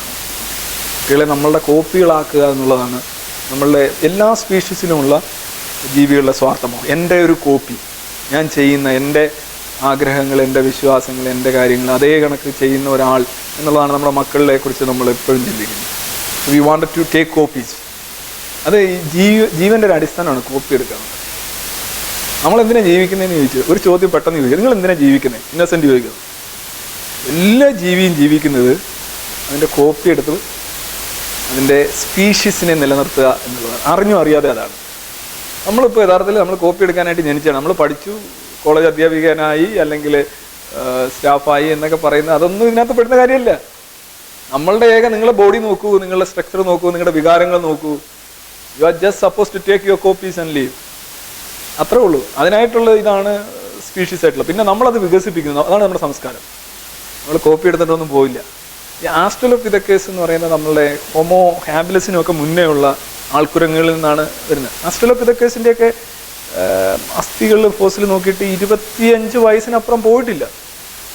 ഒന്നാലോചിച്ചാൽ 25 വയസ്സിനപ്പുറം നമ്മൾ പോകേണ്ട കാര്യമില്ല. നമ്മൾ എന്ത് മറിക്കാനാണ് ഉള്ളത്? പക്ഷെ നമ്മൾ അവിടെ നിന്നിപ്പോൾ 80കളിലേക്കും 100, ഇപ്പോൾ സാറ് പറഞ്ഞ 120 വർഷങ്ങളിലേക്കൊക്കെ പോവുകയാണ്. നമ്മുടെ പരിണാമപരമായ ലക്ഷ്യങ്ങളെ അധികരിച്ചുകൊണ്ട് നമ്മൾ മുന്നോട്ട് പോകുക. ഇത് വേറൊരു ജീവിയിൽ നമുക്ക് കാണാൻ കഴിയില്ല. അന്നത്തെ ആമ ജീവിച്ച അതേ കാലഘട്ടം തന്നെയാണ്, അതേ പ്രായത്തിൽ അതേ രീതിയിലാണ് ഇന്നത്തെ ആമയും ജീവിക്കുന്നത്. പക്ഷെ ബിക്കോസ് ഓഫ് അവർ ബ്രെയിൻ, ഇപ്പോൾ കാക്കയും കുയിലിൻ്റെയും തന്നെ കാക്കകളെ എല്ലാ കാലത്തും കുയിലാൽ ചതിക്കപ്പെടുകയാണ്. ഇനി വരാനിരിക്കുന്ന കുയിലുകളും കാക്കയെ ചതിക്കും അല്ലേ? അപ്പോൾ ഇത്രയും നാളായിട്ട് കാക്ക പഠിച്ചില്ലയോ എന്ന് നമ്മൾ ചോദിക്കും. അത് ഇവല്യൂഷൻ്റെ ഏറ്റവും വലിയ തെളിവാണത്. തമ്പ് റൂളാണ്. അതായത് തൻ്റെ കാക്കയ്ക്കറിയില്ല കുട്ടി ഏതെന്ന്. തൻ്റെ കൂട്ടിൽ കാണപ്പെടുന്ന കറുത്ത നിറമുള്ള അല്ലെങ്കിൽ കറുത്തതോ ഇളം തവിട്ട് നിറമുള്ള കിളി പോലെ തോന്നിക്കുന്ന ജീവിയുടെ ചുവന്നിരിക്കുന്ന മാംസക്കുഴി പോലെ തോന്നുന്ന ചുണ്ടുകളിലേക്ക് ആഹാരം കൊടുക്കുക എന്നുള്ള ഒരു തമ്പ് റൂളാണ് ഈ കാക്കയുടെ മസ്തിഷ്കത്തിലുള്ള. അത് ചെയ്തുകൊണ്ടിരിക്കുക. അത് കാക്കക്കുട്ടിയാകാം, കുയിലും കുറ്റക്കുട്ടിയാകാം. അത് വേർതിരിച്ചിരുന്ന പ്രായത്തിൽ അടിച്ചു. ഇത് ഏതെങ്കിലും ഒരു കുയിൽ ഏതെങ്കിലും ഒരു കാലഘട്ടത്തിൽ ഒരിക്കലും തെറ്റിയോ അല്ലെങ്കിൽ കൂടുമാറിയോ ഏതെങ്കിലും ഒരു ഘട്ടത്തിൽ അതിനൊരു അനുകൂലം കിട്ടിയിട്ടുണ്ട്. ഒരു കുയിൽ വന്ന് കാക്കയുടെ കൂട്ടിലായി, അതിങ്ങനെ കണ്ടിന്യൂ ചെയ്ത് പോകും, ജനറ്റിക് മെമ്മറി ആയിട്ട് മാറും. അപ്പോൾ എന്ത് ചെയ്യുന്നു, കുയിലിനെ സംബന്ധിച്ച് കാക്കയെ ചതിക്കണമെന്നല്ല ഉദ്ദേശം, കുയിലിന് കൂടെ ഉണ്ടാക്കാനായിട്ട് തന്നെ ഞാൻ ആ കാണിച്ച ഒരുപാട് റിസോഴ്സസ് വേണം, ശ്രദ്ധ വേണം അല്ലേ. നമ്മൾ മനുഷ്യൻ വീടുണ്ടാക്കുന്നില്ല, വീടുണ്ടാക്കുമ്പോഴത്തേക്ക് നമ്മൾ 20 വയസ്സ് കൂടുതലല്ലേ പറയുന്നത് ഇന്നത്തെ കാലത്ത്. തലച്ചോറിൽ നടക്കുന്ന രാസപ്രക്രിയയുടെ പരിണിത ഫലമാണ് മനുഷ്യന്റെ ജീവിതമെന്നും അവന്റെ എല്ലാ ഘടകങ്ങളും അതിനെ ആശ്രയിച്ചാണ് ഇരിക്കുന്നതെന്നാണ്. എനിക്കൊരു സംശയം ചോദിക്കാനുണ്ട്. ഇതിൻ്റെ ആധികാരികത എന്താണ്? അതായത് ഈ ഒരു കവിത എഴുതുമ്പോൾ അയാളുടെ തലച്ചോറിൽ എന്ത് രാസപ്രക്രിയയാണ് നടക്കുന്നത് എന്നതിനെക്കുറിച്ച് അടിസ്ഥാനപരമായി എന്തെങ്കിലും കണ്ടെത്തലുകൾ നടത്തിയിട്ടുണ്ടോ? 2, ഒരു ചിത്രകാരൻ ഒരു ചിത്രം വരയ്ക്കുമ്പോൾ അയാളുടെ തലച്ചോറുകളിൽ ഉണ്ടാകുന്ന മാനസിക വ്യാപാരത്തെക്കുറിച്ച് എന്തെങ്കിലും കണ്ടെത്തലുകൾ നടത്തിയിട്ടുണ്ടോ? അങ്ങനെ ആ സമയത്ത് പ്രവർത്തിക്കുന്ന രാസവസ്തുവിൻ്റെ അല്ലെങ്കിൽ രാസദ്രവത്തിൻ്റെ പേരെന്താണ്? ആ അടിസ്ഥാനത്തിൽ നോക്കിയാൽ അത് കണ്ടെത്തുവാൻ നമുക്ക് കഴിഞ്ഞാൽ പാടാൻ കഴിവില്ലാത്ത ഒരാളിന് ഒരു പാട്ടുകാരനിൽ പാടുന്ന സമയത്തുണ്ടാകുന്ന രാസദ്രവം ഉത്പാദിപ്പിക്കപ്പെട്ടാൽ അയാൾ ഒരു പാട്ടുകാരനാകുമോ അല്ലെങ്കിൽ ഒരു ചിത്രകാരനാകുമോ എന്നതിനെ കുറിച്ച് ഒന്ന് വിശദീകരിച്ചാൽ കൊള്ളാം. ന്യൂറോ കെമിക്കൽ റിയാക്ഷൻസ് ആണ് എന്ന് പറഞ്ഞപ്പോൾ ഇന്ന ഒരു കെമിക്കലാണ് പ്രൊഡ്യൂസ് ചെയ്യുന്നത്. ഉദാഹരണമായിട്ട് നമ്മൾ 10-30 കെമിക്കൽസ് അല്ലെങ്കിൽ ന്യൂറോ റിലീസസ് നമ്മൾ കണ്ടെത്തിയിട്ടുണ്ട്. ഇപ്പോൾ തന്നെ ഡൊപ്പാമിൻ, എപ്പോഴും നമുക്ക് ആഹ്ലാദവും സന്തോഷവും ഉണ്ടാകുമ്പോൾ ഡൊപ്പാമിനാണ് റിലീസ് ചെയ്യുന്നത്. ഡൊപ്പാമിൻ നമ്മൾ കുത്തിവെക്കുന്നുണ്ട്, ഒരുപാട് ഉല്ലസിച്ച് നടക്കുന്ന ആൾക്കാരുണ്ട്. അങ്ങനെ ഈ പല മയക്കുമരുന്നുകളുടെയൊക്കെ പല പാർശ്വഫലങ്ങൾ എന്ന് പറയുന്നത് നമ്മൾ സന്തോഷം ഉണ്ടാക്കുകയും ഉല്ലസിക്കുകയും ദുഃഖങ്ങൾ മറക്കുകയുമാണ്. അപ്പോൾ അതുപോലെ തന്നെ വിഷാദം ഉണ്ടാകുമ്പോൾ നമ്മളുണ്ടാകുന്ന ഡിപ്രസൻ്റ് ആയിട്ടുള്ള കെമിക്കൽസ്, ഓരോന്നിനും അനുകൂല സെക്ഷൽ ഇതുണ്ടാകുമ്പോൾ നമുക്കുണ്ടാകുന്ന കെമിക്കൽസ്, ഇതിൻ്റെ എല്ലാം ഒരു 10-35 എനിക്കറിയാം. ഞാൻ ഇപ്പം നെറ്റ് നോക്കുകയാണെങ്കിൽ ഞാൻ ഓരോന്നിൻ്റെ പേര് പറയാം. ഇത് 10-35 എന്തായാലും ഐഡൻറ്റിഫൈ ചെയ്തിട്ടുണ്ട്. ഇനി ഇതെല്ലാം തന്നെ നിങ്ങൾ കൊടുക്കുകയാണെന്നുണ്ടെങ്കിൽ അതുണ്ടാകുമോ എന്നുള്ള ചോദ്യം. ഇപ്പോൾ കൊക്കൈൻ, ബ്രൗൺ ഷുഗർ, ഇതുപോലെയൊക്കെയുള്ള സാധനങ്ങൾ കഴിച്ചു കഴിഞ്ഞാൽ എന്താണ്, കൺസ്യൂം ചെയ്ത് കഴിഞ്ഞാൽ എന്താണ് എഫക്റ്റ് ഉണ്ടാകുന്നതിനെ കുറിച്ച് നമുക്കൊരു ധാരണയുണ്ട്. ഇപ്പോൾ പല അനുഭൂതികളും ഇപ്പോൾ ഔട്ട് ഓഫ് ദ ബോഡി പിന്നെ എന്താണ് ശരീരത്തിന് പുറത്തു പോകുന്ന അതിനെ സഹായിക്കുന്ന കെമിക്കൽസ് ഉണ്ട്. ഞാൻ ആ പുതിയ പുസ്തകത്തിൽ, ഞാനിപ്പോൾ ഇറങ്ങാൻ പോകുന്ന പുസ്തകത്തിൽ അതിൻ്റെ സ്റ്റൈലിൽ ഞാൻ പേര് ഓർക്കുന്നില്ല, ആ കെമിക്കൽ കഴിച്ചു കഴിഞ്ഞാൽ നമ്മളെ ശരീരത്തിന് പുറത്തു പോകുന്നതായിട്ട് നമുക്ക് തോന്നും. ഇനി താങ്കൾ ചോദിച്ചത് ഒരാൾ ചിത്രം വരയ്ക്കുമ്പോൾ അയാളിൽ എന്താണ് ഉണ്ടാകുന്നത്. ഞാൻ ആദ്യം പറഞ്ഞു, കലയെന്ന് പറയുന്നത് കമനീയമായ സിമ്മട്രിക്കലായിട്ട് ഒരു പ്രത്യേക പാറ്റേണിൽ ഡേറ്റകൾ അവതരിപ്പിക്കലാണ് കല. ഒരു പ്രത്യേക പാറ്റേൺ ഘടനയിൽ. ഒരു വീട് ഞാൻ വരയ്ക്കുന്നതും താങ്കൾ വരയ്ക്കുന്നതും തമ്മിൽ വ്യത്യാസമുണ്ട്. താങ്കളുടെ സിമ്മട്രിക്കലും കണ്ണിനും, അതായത് നമ്മുടെ കണ്ണിന് അനുകൂലമാവുകയും ചെയ്യുമ്പോൾ അത് ആഹാ എന്നൊരു ഫീലിംഗ് ഉണ്ടാകും, അത് അപ്രീഷിയേറ്റ് ചെയ്യപ്പെടും, അത് ശ്ലാഘിക്കപ്പെടും, അത് നല്ല ആർട്ടായിട്ട് പറയും. ഞാനിങ്ങനെ കാക്കരി കൂക്കരി വെച്ച് കഴിഞ്ഞാൽ ആളുകൾ എടുത്ത് കളയും. ഞാൻ വരച്ചതും വീടാണ്, നിങ്ങൾ വരച്ചതും വീടാണ്. അപ്പോൾ ഒരേ ഇത് വരുന്നു. വീടെന്ന് പറയുന്ന ഒരു ഇമേജ് ഇവിടെ ഉണ്ട്. ആ ഇമേജ്, ആ വീട് ആണ് നിങ്ങളുടെ കൈകളിലൂടെ ഇതുകൊണ്ടെന്ന് ചലിപ്പിക്കുന്നത്. ഇത് ഇമേജ് അനുസരിച്ചാണ്. അപ്പോൾ എനിക്ക് അതുമായിട്ട് മസ്കുലാർ കോർഡിനേഷൻ, മൈക്രോ മസ്കുലാർ കോർഡിനേഷനും എൻ്റെ ഇമാജിനേഷനുമായിട്ട് പൊരുത്തപ്പെടുകയും കൈയുടെ ഫ്ലെക്സിബിലിറ്റിയും എല്ലാം കൂടെ വെച്ച് എനിക്ക് നന്നായിട്ട് വരച്ചു കഴിഞ്ഞാൽ അത് ആർട്ടായി. പക്ഷെ ഇതൊന്നും പൂർണ്ണമായിട്ട് ഇല്ലാത്ത ഒരാളിൽ അതുണ്ടാകില്ല. അപ്പോൾ ആർട്ട് എന്ന് പറഞ്ഞാൽ ശരിക്കും ഒരു സ്കില്ലാണ് ബേസിക്കലി. പിന്നെ ഇമാജിനേഷൻ അതിനകത്ത് വർക്ക് ചെയ്യുന്നത് എങ്ങനെയാണ്? ഞാൻ ഉദാഹരണമായിട്ട് പറഞ്ഞു. ഒരു പെൺകുട്ടി, ഒരു പക്ഷിയുടെ ചിറകുകൾ പെൺകുട്ടിക്ക് കൊടുക്കുമ്പോൾ പെൺകുട്ടി ഒരു മാലാഖയായി മാറും. നമ്മുടെ മാലാഖമാർ ചിറകുള്ള കൊച്ചു പെൺകുട്ടികളാണ്. ഇത് നമ്മുടെ ബ്രെയിൻ ചെയ്യുന്ന ഒരു ഫോട്ടോഷോപ്പാണ്. മാലാഖമാർ എന്ന് പറയുന്ന ഒരു ജീവികളില്ല, അങ്ങനെ പെൺകുട്ടികളെ ചിറകുമായിട്ടൊക്കെ നടക്കുന്നില്ല. പക്ഷേ ബ്രെയിൻ അത് രണ്ടുകൂടെ ഫോട്ടോഷോപ്പ് ചെയ്യാണ്. നമ്മുടെ ബ്രെയിന് ഇത്തരം ഫോട്ടോഷോപ്പ് ചെയ്യാനായിട്ടുള്ള അസാധാരണമായിട്ടുള്ള ശേഷിയുണ്ട്. തീ തുപ്പുന്ന വ്യാളി എന്ന് പറയുന്നൊരു സാധനമില്ല. തീ എടുത്ത് തുപ്പാം, വ്യാളി, ഇത് രണ്ടും നമ്മൾ ആ തീ എടുത്ത് അതിനകത്ത് വെച്ചു കൊടുക്കുകയാണ്. ഇതാണ് നമ്മുടെ ഭാവന. നമ്മുടെ ഭാവന എന്ന് പറയുന്നത് നമ്മളുടെ അവൈലബിൾ ഡേറ്റയിൽ നിന്ന് നമ്മൾ ഡെറിവേറ്റ് ആയിട്ട് ഉണ്ടാക്കുന്ന പുതിയ ഡേറ്റകളാണ്. ഈ ഉദാഹരണമായിട്ട് ഞാൻ പറയാം, നിങ്ങൾക്ക് നിങ്ങളുടെ ഡേറ്റ ഒരു ഡേറ്റയും ഇല്ലാതെ ഒന്നും ഉണ്ടാക്കാൻ പറ്റില്ല. ഈ തീ തുപ്പുന്ന വ്യാളി എന്ന് പറയുന്ന സാധനം നിലവിലില്ലല്ലോ, പക്ഷേ തീ തുപ്പുന്ന വ്യാളിയെ നിങ്ങൾക്ക് വരച്ചു വെക്കാം. അത് ലോകത്തെങ്ങും ഉണ്ടാവില്ല സാധനം. അതിനെക്കുറിച്ച് ഒരു പടം നിർമ്മിച്ച ഒരു തീ തുപ്പുന്ന വ്യാളിയെ നിങ്ങൾക്ക് കാർട്ടൂണായിട്ട് അവതരിപ്പിക്കാം. ഇത് അവൈലബിൾ ആയിട്ടുള്ള 2 ഡേറ്റകൾ മിക്സ് ചെയ്ത് തലച്ചോറ് ചെയ്യുന്ന ഫോട്ടോഷോപ്പാണ്. Your brain is capable of doing brilliant Photoshop. ഇതിനുണ്ടാകുന്ന സയന്റിഫിക് അടിത്തറയാണ് ഞാൻ ചോദിച്ചത്. അതായത് സാറ് പറഞ്ഞ കാര്യം ഞാൻ അക്സെപ്റ്റ് ചെയ്യുന്നു. ഇത് ഈ സമയത്തുണ്ടാകുന്ന ഒരു ഇൻഡ്യൂഷൻ ആണെങ്കിൽ പോലും അത് ഇൻഡ്യൂഷൻ ഉണ്ടാകുന്ന സമയത്ത് ആ ശരീരത്തിൽ അല്ലെങ്കിൽ ബ്രെയിനിൽ ഉൽപ്പാദിപ്പിക്കപ്പെടുന്ന കെമിക്കലിന്റെ പേര്, ആ കെമിക്കലിന്റെ പേര് അത് തന്നെ ഒരു സമൂഹത്തിൽ 100 പേർക്ക് അതേ അവസ്ഥയിൽ ഉണ്ടാക്കിയാൽ ആ 100 പേരെയും ചിത്രകാരന്മാരോ 100 പേരെയും പാട്ടുകാരോ 100 പേരെയും കവികളോ ആക്കി മാറ്റാൻ കഴിയുമെന്ന് സാർ ഇപ്പോൾ പറയുന്നതിലൂടെയാണ് മനസ്സിലാക്കാൻ കഴിയുന്നത്. അങ്ങനെയാണ് എങ്കിൽ മനുഷ്യരാശിയെ മുഴുവൻ നന്മയിലേക്ക് നയിക്കാൻ പറ്റുന്ന ഒരു ഹോർമോണോ ഒരു തലച്ചോറിനെ ഉദ്ദീപിപ്പിക്കുന്ന എന്തെങ്കിലും ഒരു രാസദ്രവമോ ഉൽപ്പാദിപ്പിക്കുവാൻ സാറിനെ പോലുള്ള മിടുക്കനായ ഒരാളിന് കഴിഞ്ഞാൽ ഈ സമൂഹത്തിന്റെ അവസ്ഥ എന്തായിരിക്കുമെന്ന് നമുക്ക് വളരെ ചുരുക്കം കൊണ്ട് ചിന്തിക്കാവുന്നതേ ഉള്ളൂ. അതെ, അത് ഈ വീണ്ടും ഇപ്പൊ ഒരു കലയെന്ന് പറഞ്ഞാൽ ഞാൻ പറഞ്ഞ ഒരു സ്കില്ലാണ്. ഓരോ അനുഭൂതി ഉണ്ടാകുമ്പോഴും ഓരോ കെമിക്കൽസ് ആണ് റിലീസ് ചെയ്യുന്നതെന്ന് പറഞ്ഞു. അപ്പോൾ ആ കെമിക്കൽ കുത്തിവെച്ച് കഴിഞ്ഞാൽ അയാളെ അങ്ങനെ ആക്കി തീർക്കാമെന്നുള്ളതാണ് താങ്കളുടെ ചോദ്യത്തിന്റെ അടിസ്ഥാനം. ഇപ്പോൾ ഒരു ആനയെ മയക്ക് വെടിവെച്ച് നമുക്ക് നിയന്ത്രിക്കാൻ പറ്റും. ഒരു അക്രമാസക്തനായ ഒരാളെ നമ്മൾ കൊണ്ട് വെക്കുകയാണെങ്കിൽ അയാൾക്ക് ട്രാങ്കുലൈസേഴ്സ് കൊടുത്ത് അയാളെ നിയന്ത്രിക്കാറുണ്ട്. അതായത് നമ്മൾക്ക് ആവശ്യം അയാളെ നിയന്ത്രിച്ച് ശാന്തനാക്കുക. അയാൾ അമ്മയെ അടിക്കുന്നു, അച്ഛനെ അടിക്കുന്നു, എല്ലാം പൊട്ടിക്കുന്നു. അയാൾക്ക് 2-3 ഗുളികയും മറ്റേതും ഒക്കെ കൊടുക്കുമ്പോൾ എന്ത് ചെയ്യും? അയാൾ വളരെ സമാധാനമായിട്ടിരിക്കും. എന്തുകൊണ്ടാണ്? അയാളുടെ മസ്തിഷ്കത്തിലെ ആ ഒരു കെമിക്കൽ നില നമ്മൾ ക്രമീകരിക്കുകയാണ് ചെയ്യുന്നത്. അങ്ങനെ ചെയ്യാൻ നമുക്ക് സാധിക്കും. പക്ഷെ അത് എല്ലാ കാര്യത്തിലും ചെയ്യുന്ന അത്ര ശാസ്ത്രം വളർന്നോ എന്നുള്ള ചോദ്യമാണ്. ഇപ്പോൾ എല്ലാവരെയും നല്ലവരാക്കുക എന്നായിരിക്കും താങ്കൾ ഉദ്ദേശിച്ചത്. എല്ലാവരെയും നല്ലവരാക്കുന്ന ഒരു ഹോർമോൺ എന്നുള്ളതല്ലേ ഉദ്ദേശിച്ചത്? ഹോർമോൺ എന്ന് പറഞ്ഞാൽ വളർച്ചയ്ക്ക് സഹായിക്കുന്ന സാധനമാണ് ഹോർമോൺ, അതല്ലേ?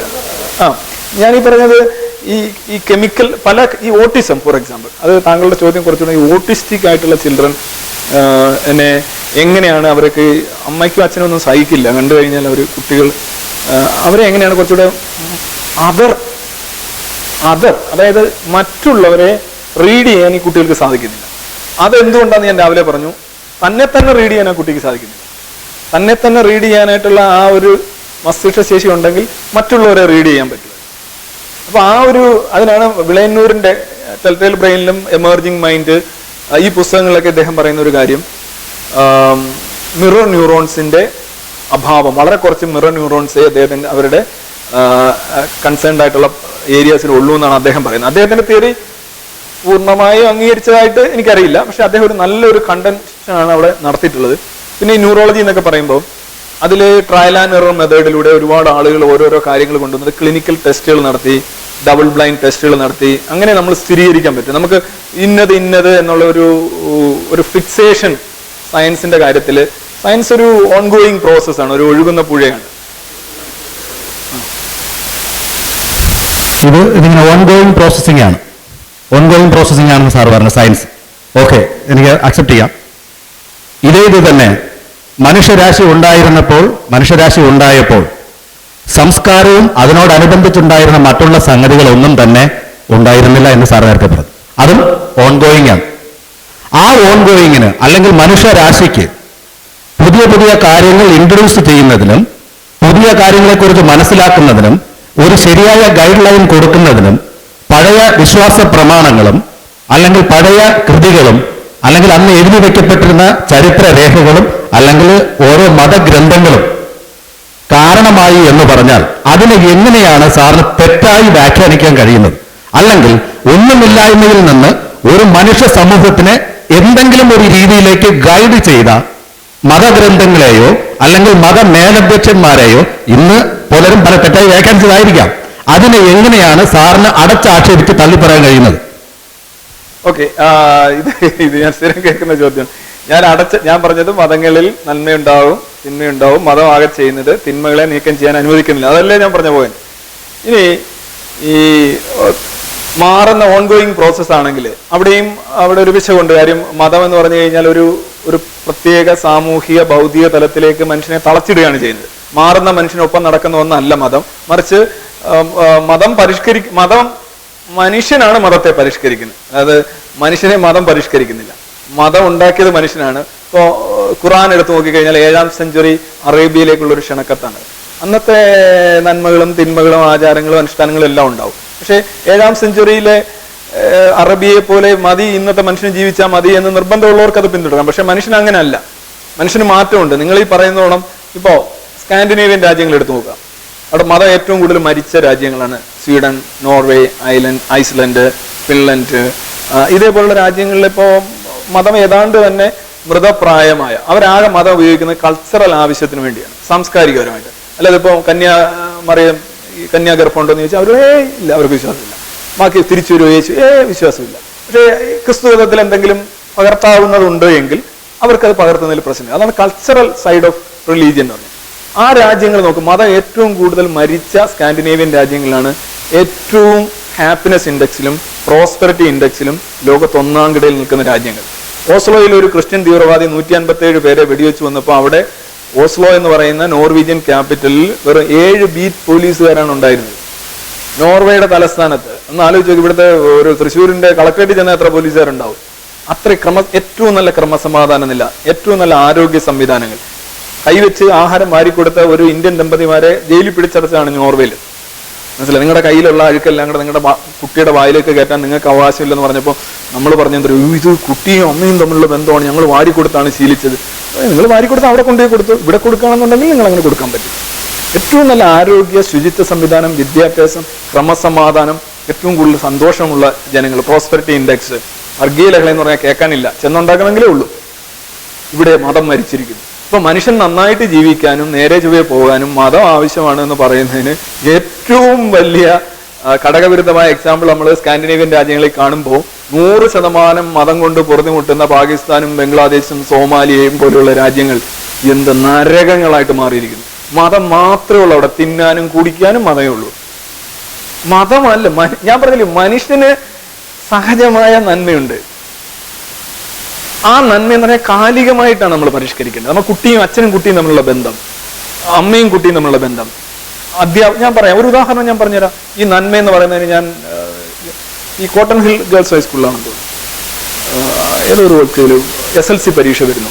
നമ്മളിവിടുത്തെ സാംസ്കാരിക ഉന്നതി ഒക്കെ കൊണ്ട് ഇങ്ങനെ പ്രബുദ്ധരായ ജനങ്ങൾ, അധ്യാപകരെല്ലാം കൂടെ ഒരു ഇതിന്റെ മേളിൽ ഇങ്ങനെ നിൽക്കുന്നു, ഒരു എന്താ പറയാ, സ്റ്റെപ്പിന്റെ മേളിൽ നിൽക്കുന്നു. കുട്ടികൾ അവരുടെ മുന്നിൽ മുട്ടുകുത്തി നിൽക്കുന്നു. ഇവരെല്ലാം ഇങ്ങനെ അനുഗ്രഹിക്കുന്നു പരീക്ഷയ്ക്ക് മുന്നേ. ഇതൊരു മൂല്യമായിട്ടാണ് എടുക്കുന്നത്. സത്യത്തിൽ എത്രയായി നമ്മുടെ ഈ സമൂഹത്തിൽ എന്താണ് ഈ അധ്യാപകർ അവരെക്കുറിച്ച് സ്വയം ചിന്തിക്കുന്നതെന്ന് എനിക്ക് മനസ്സിലാവുന്നത്. ഈ അനുഗ്രഹങ്ങൾ വഴിയാണ് അധ്യാപകനെ ബഹുമാനിക്കണം, സ്നേഹിക്കണം. അതൊക്കെ വലിയ നല്ല കാര്യമാണ്. ഒരു അധ്യാപകൻ എന്ന നിലയിൽ ഞാനത് ആഗ്രഹിക്കുന്നു. എൻ്റെ അധ്യാപകരോട് ഞാനത് ചെയ്തിട്ടുണ്ട്. പക്ഷേ ഈ രീതിയിലുള്ള കാലേ വീഴേണ്ട കാര്യം നമുക്കില്ല. അത് പണ്ടൊരിക്കൽ അങ്ങനെ ചെയ്തിട്ടുണ്ട്. പണ്ട് വളരെ ഉടമ ബോധത്തിൽ അധിഷ്ഠിതമായിട്ടുള്ള ഒരു സമൂഹത്തിൽ കാലേ വീഴലും കാല് നക്കലൊക്കെ ഉണ്ടായിട്ടുണ്ടാവും. പക്ഷെ ഇന്നൊരു ജനാധിപത്യ ബോധമുള്ള ഒരു സമൂഹത്തിൽ ഇങ്ങനെ കുട്ടികൾ അധ്യാപകരുടെ കാൽക്കൽ വീഴുകയും ഇങ്ങനെ ചെയ്യേണ്ട കാര്യമില്ല. നെഗറ്റീവായിട്ട് കാണുന്നത് ഞാൻ പറയും, സാർ എന്തിനാ അതിനെ നെഗറ്റീവായിട്ട് കാണുന്നത്? സാർ അതിന് പോസിറ്റീവാണ്. അതായത് ഒരു ഇൻഡിവിജ്വൽ എന്നുള്ളതിൽ, ഒരു വ്യക്തി എന്നുള്ള നിലയിൽ എനിക്ക് എന്തെങ്കിലും ഒരു പ്ലസ് ഉണ്ടാകുന്നതിന് അത് ആവശ്യമാണ് എന്ന് ഞാൻ ചിന്തിച്ചാൽ, എന്റെ മാനസികമായ ആരോഗ്യാവസ്ഥയ്ക്ക് അത് ആവശ്യമാണെന്ന് ഞാൻ ചിന്തിച്ചാൽ അതിലെന്താണ് തെറ്റ്? അതുപോലെ തന്നെ സാറിനൊരു രോഗം വന്നു, രോഗം മാറണമെങ്കിൽ മരുന്ന് കഴിക്കണമെന്നത് നിർബന്ധമാണ് എന്നിരിക്കെ ആ മരുന്ന് കഴിക്കുന്നത് തെറ്റാണെന്ന് പറയുന്ന പോലെയല്ലേ സാറി പറയുന്നത്? ഇത് കേൾക്കാം, ഇത് കേൾക്കാം. അതായത് when you are നിങ്ങളുടെ എങ്ങനെ പറയാൻ കഴിയും അധ്യാപകർ കമ്പൽ ചെയ്യുന്നില്ല? ഞാൻ ചോദിക്കട്ടെ, ഒരു പൊതുയോഗം നടക്കുന്നു. ആദ്യം ഈശ്വര പ്രാർത്ഥന, എല്ലാവരും എഴുന്നേറ്റ് വെക്കുന്നു. അതിനകത്ത് ആരൊക്കെ കാണും? ഭയങ്കര വിശ്വാസികൾ, അരവിശ്വാസികൾ, കാൽവിശ്വാസികൾ, അവിശ്വാസികൾ, എല്ലാവരും അതിനകത്തുണ്ടാവും. എല്ലാവരും എഴുന്നേറ്റ് വെക്കുന്നു. ഇതിനകത്ത് നിങ്ങൾ പറയും ആരും കമ്പൽ ചെയ്യുന്നില്ല. ആരും കമ്പൽ ചെയ്യുന്ന അവിശ്വാസികൾ അവന്മാരെ എഴുന്നേറ്റിരിക്കും. ബാക്കിയുള്ളവരെ കൊണ്ടൊന്നും പറയിക്കണ്ടല്ലോ എന്ന് കരുതി അവർ എഴുന്നേറ്റിരിക്കും. അല്ലെങ്കിൽ നിനക്ക് ഇത് വരുമെന്ന് പറയും. പക്ഷെ ഒരു ജനാധിപത്യ സമൂഹത്തിൽ ഒരാൾക്ക് പോലും പ്രതിഷേധം ഉണ്ടെങ്കിൽ അത് ഉണ്ടോ എന്ന് അറിഞ്ഞിട്ട് അതിനെ മാനിക്കാൻ നമുക്ക് ബാധ്യതയുണ്ട്. ഭൂരിപക്ഷ ഭീകരതയല്ല ജനാധിപത്യം. ആ കുട്ടികളിൽ എല്ലാവരും അങ്ങനെ ആഗ്രഹിച്ചു എന്നുള്ള താങ്കളുടെ ചിന്ത എന്ന് പറയുന്നത് ഒരു ന്യായീകരണവും തെളിവും ഇല്ലാത്തതുമാണ്. അത് ചിലർ ആഗ്രഹിച്ചിട്ടുണ്ടാവാം, ചിലർ പകുതി ആഗ്രഹിച്ചിട്ടുണ്ടാവാം, ചിലർ ഒട്ടും ചിലർ എതിർത്തിട്ടുണ്ടാവാം, എതിർത്തവരും അവിടെ വീണിട്ടുണ്ടാവും. അതായത് നിങ്ങളുടെ മനസ്സിൽ നിങ്ങളിൽ ഒരു കടൽ ഇരമ്പുമ്പോൾ നിങ്ങൾ ഒരു ഗ്ലാസ് വെള്ളത്തിനായിട്ട് യാചിക്കേണ്ട കാര്യമുണ്ടോ? ഒരു വ്യക്തി എന്ന നിലയിൽ ആ കുട്ടി എന്ന് പറഞ്ഞാൽ ഈ അധ്യാപകനെ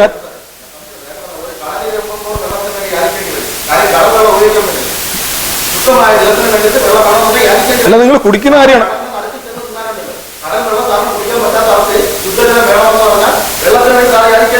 അല്ല, അത് നിങ്ങളുടെ ലോജിക്ക് വെച്ച് നിങ്ങൾ കുടിക്കുന്ന കാര്യമല്ലേ? കുടിക്കുന്ന കാര്യം അല്ലെങ്കിൽ വെള്ളത്തിന്റെ കാര്യം കുഴപ്പമില്ല.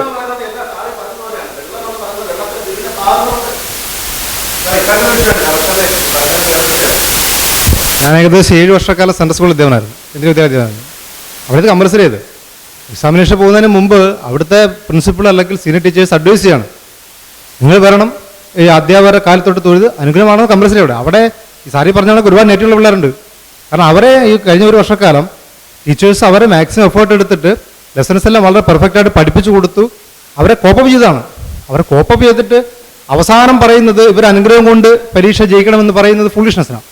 ഇവിടെ പറയുന്ന വലിയ വിഷയമാണ്. കാരണം ഇതിനകത്ത് ഒരാൾ അല്ലെങ്കിൽ ഒരു സ്കൂളിൻ്റെ പ്രിൻസിപ്പൾ അല്ലെങ്കിൽ സീനിയർ ടീച്ചേഴ്സ് പറയും നിങ്ങൾ നിർബന്ധമായിട്ട് വരണം, അനുഗ്രഹം വാങ്ങിയിട്ട് പരീക്ഷ ചെയ്താൽ മതി, പോയാൽ മതി എന്നൊരു ഇൻസ്ട്രക്ഷൻ അവിടെയുണ്ട്. അതിൽ പറഞ്ഞ കണക്ക് താല്പര്യമുള്ളവരുണ്ടാവാം, ഇല്ലാത്തവരുണ്ടാവും. പക്ഷെ അതൊരു കോമൺ ഡിസിപ്ലിനായിട്ട് വരുന്നതിന്റെ വിഷയമായിട്ടാണ്. അതെ, മാത്രമല്ല ഇപ്പോ ഞാൻ 1-2 സ്കൂളിൽ കണ്ട് ഈ പേനയും പെൻസിലും ബുക്കും ഒക്കെ ആയിട്ട് വെഞ്ചരിക്കാനായിട്ട് ഒരു പള്ളിയിലുണ്ട്. ഞാൻ ഇന്നലെ അതിന്റെ പടം പോസ്റ്റ് ചെയ്തിട്ടുണ്ട്.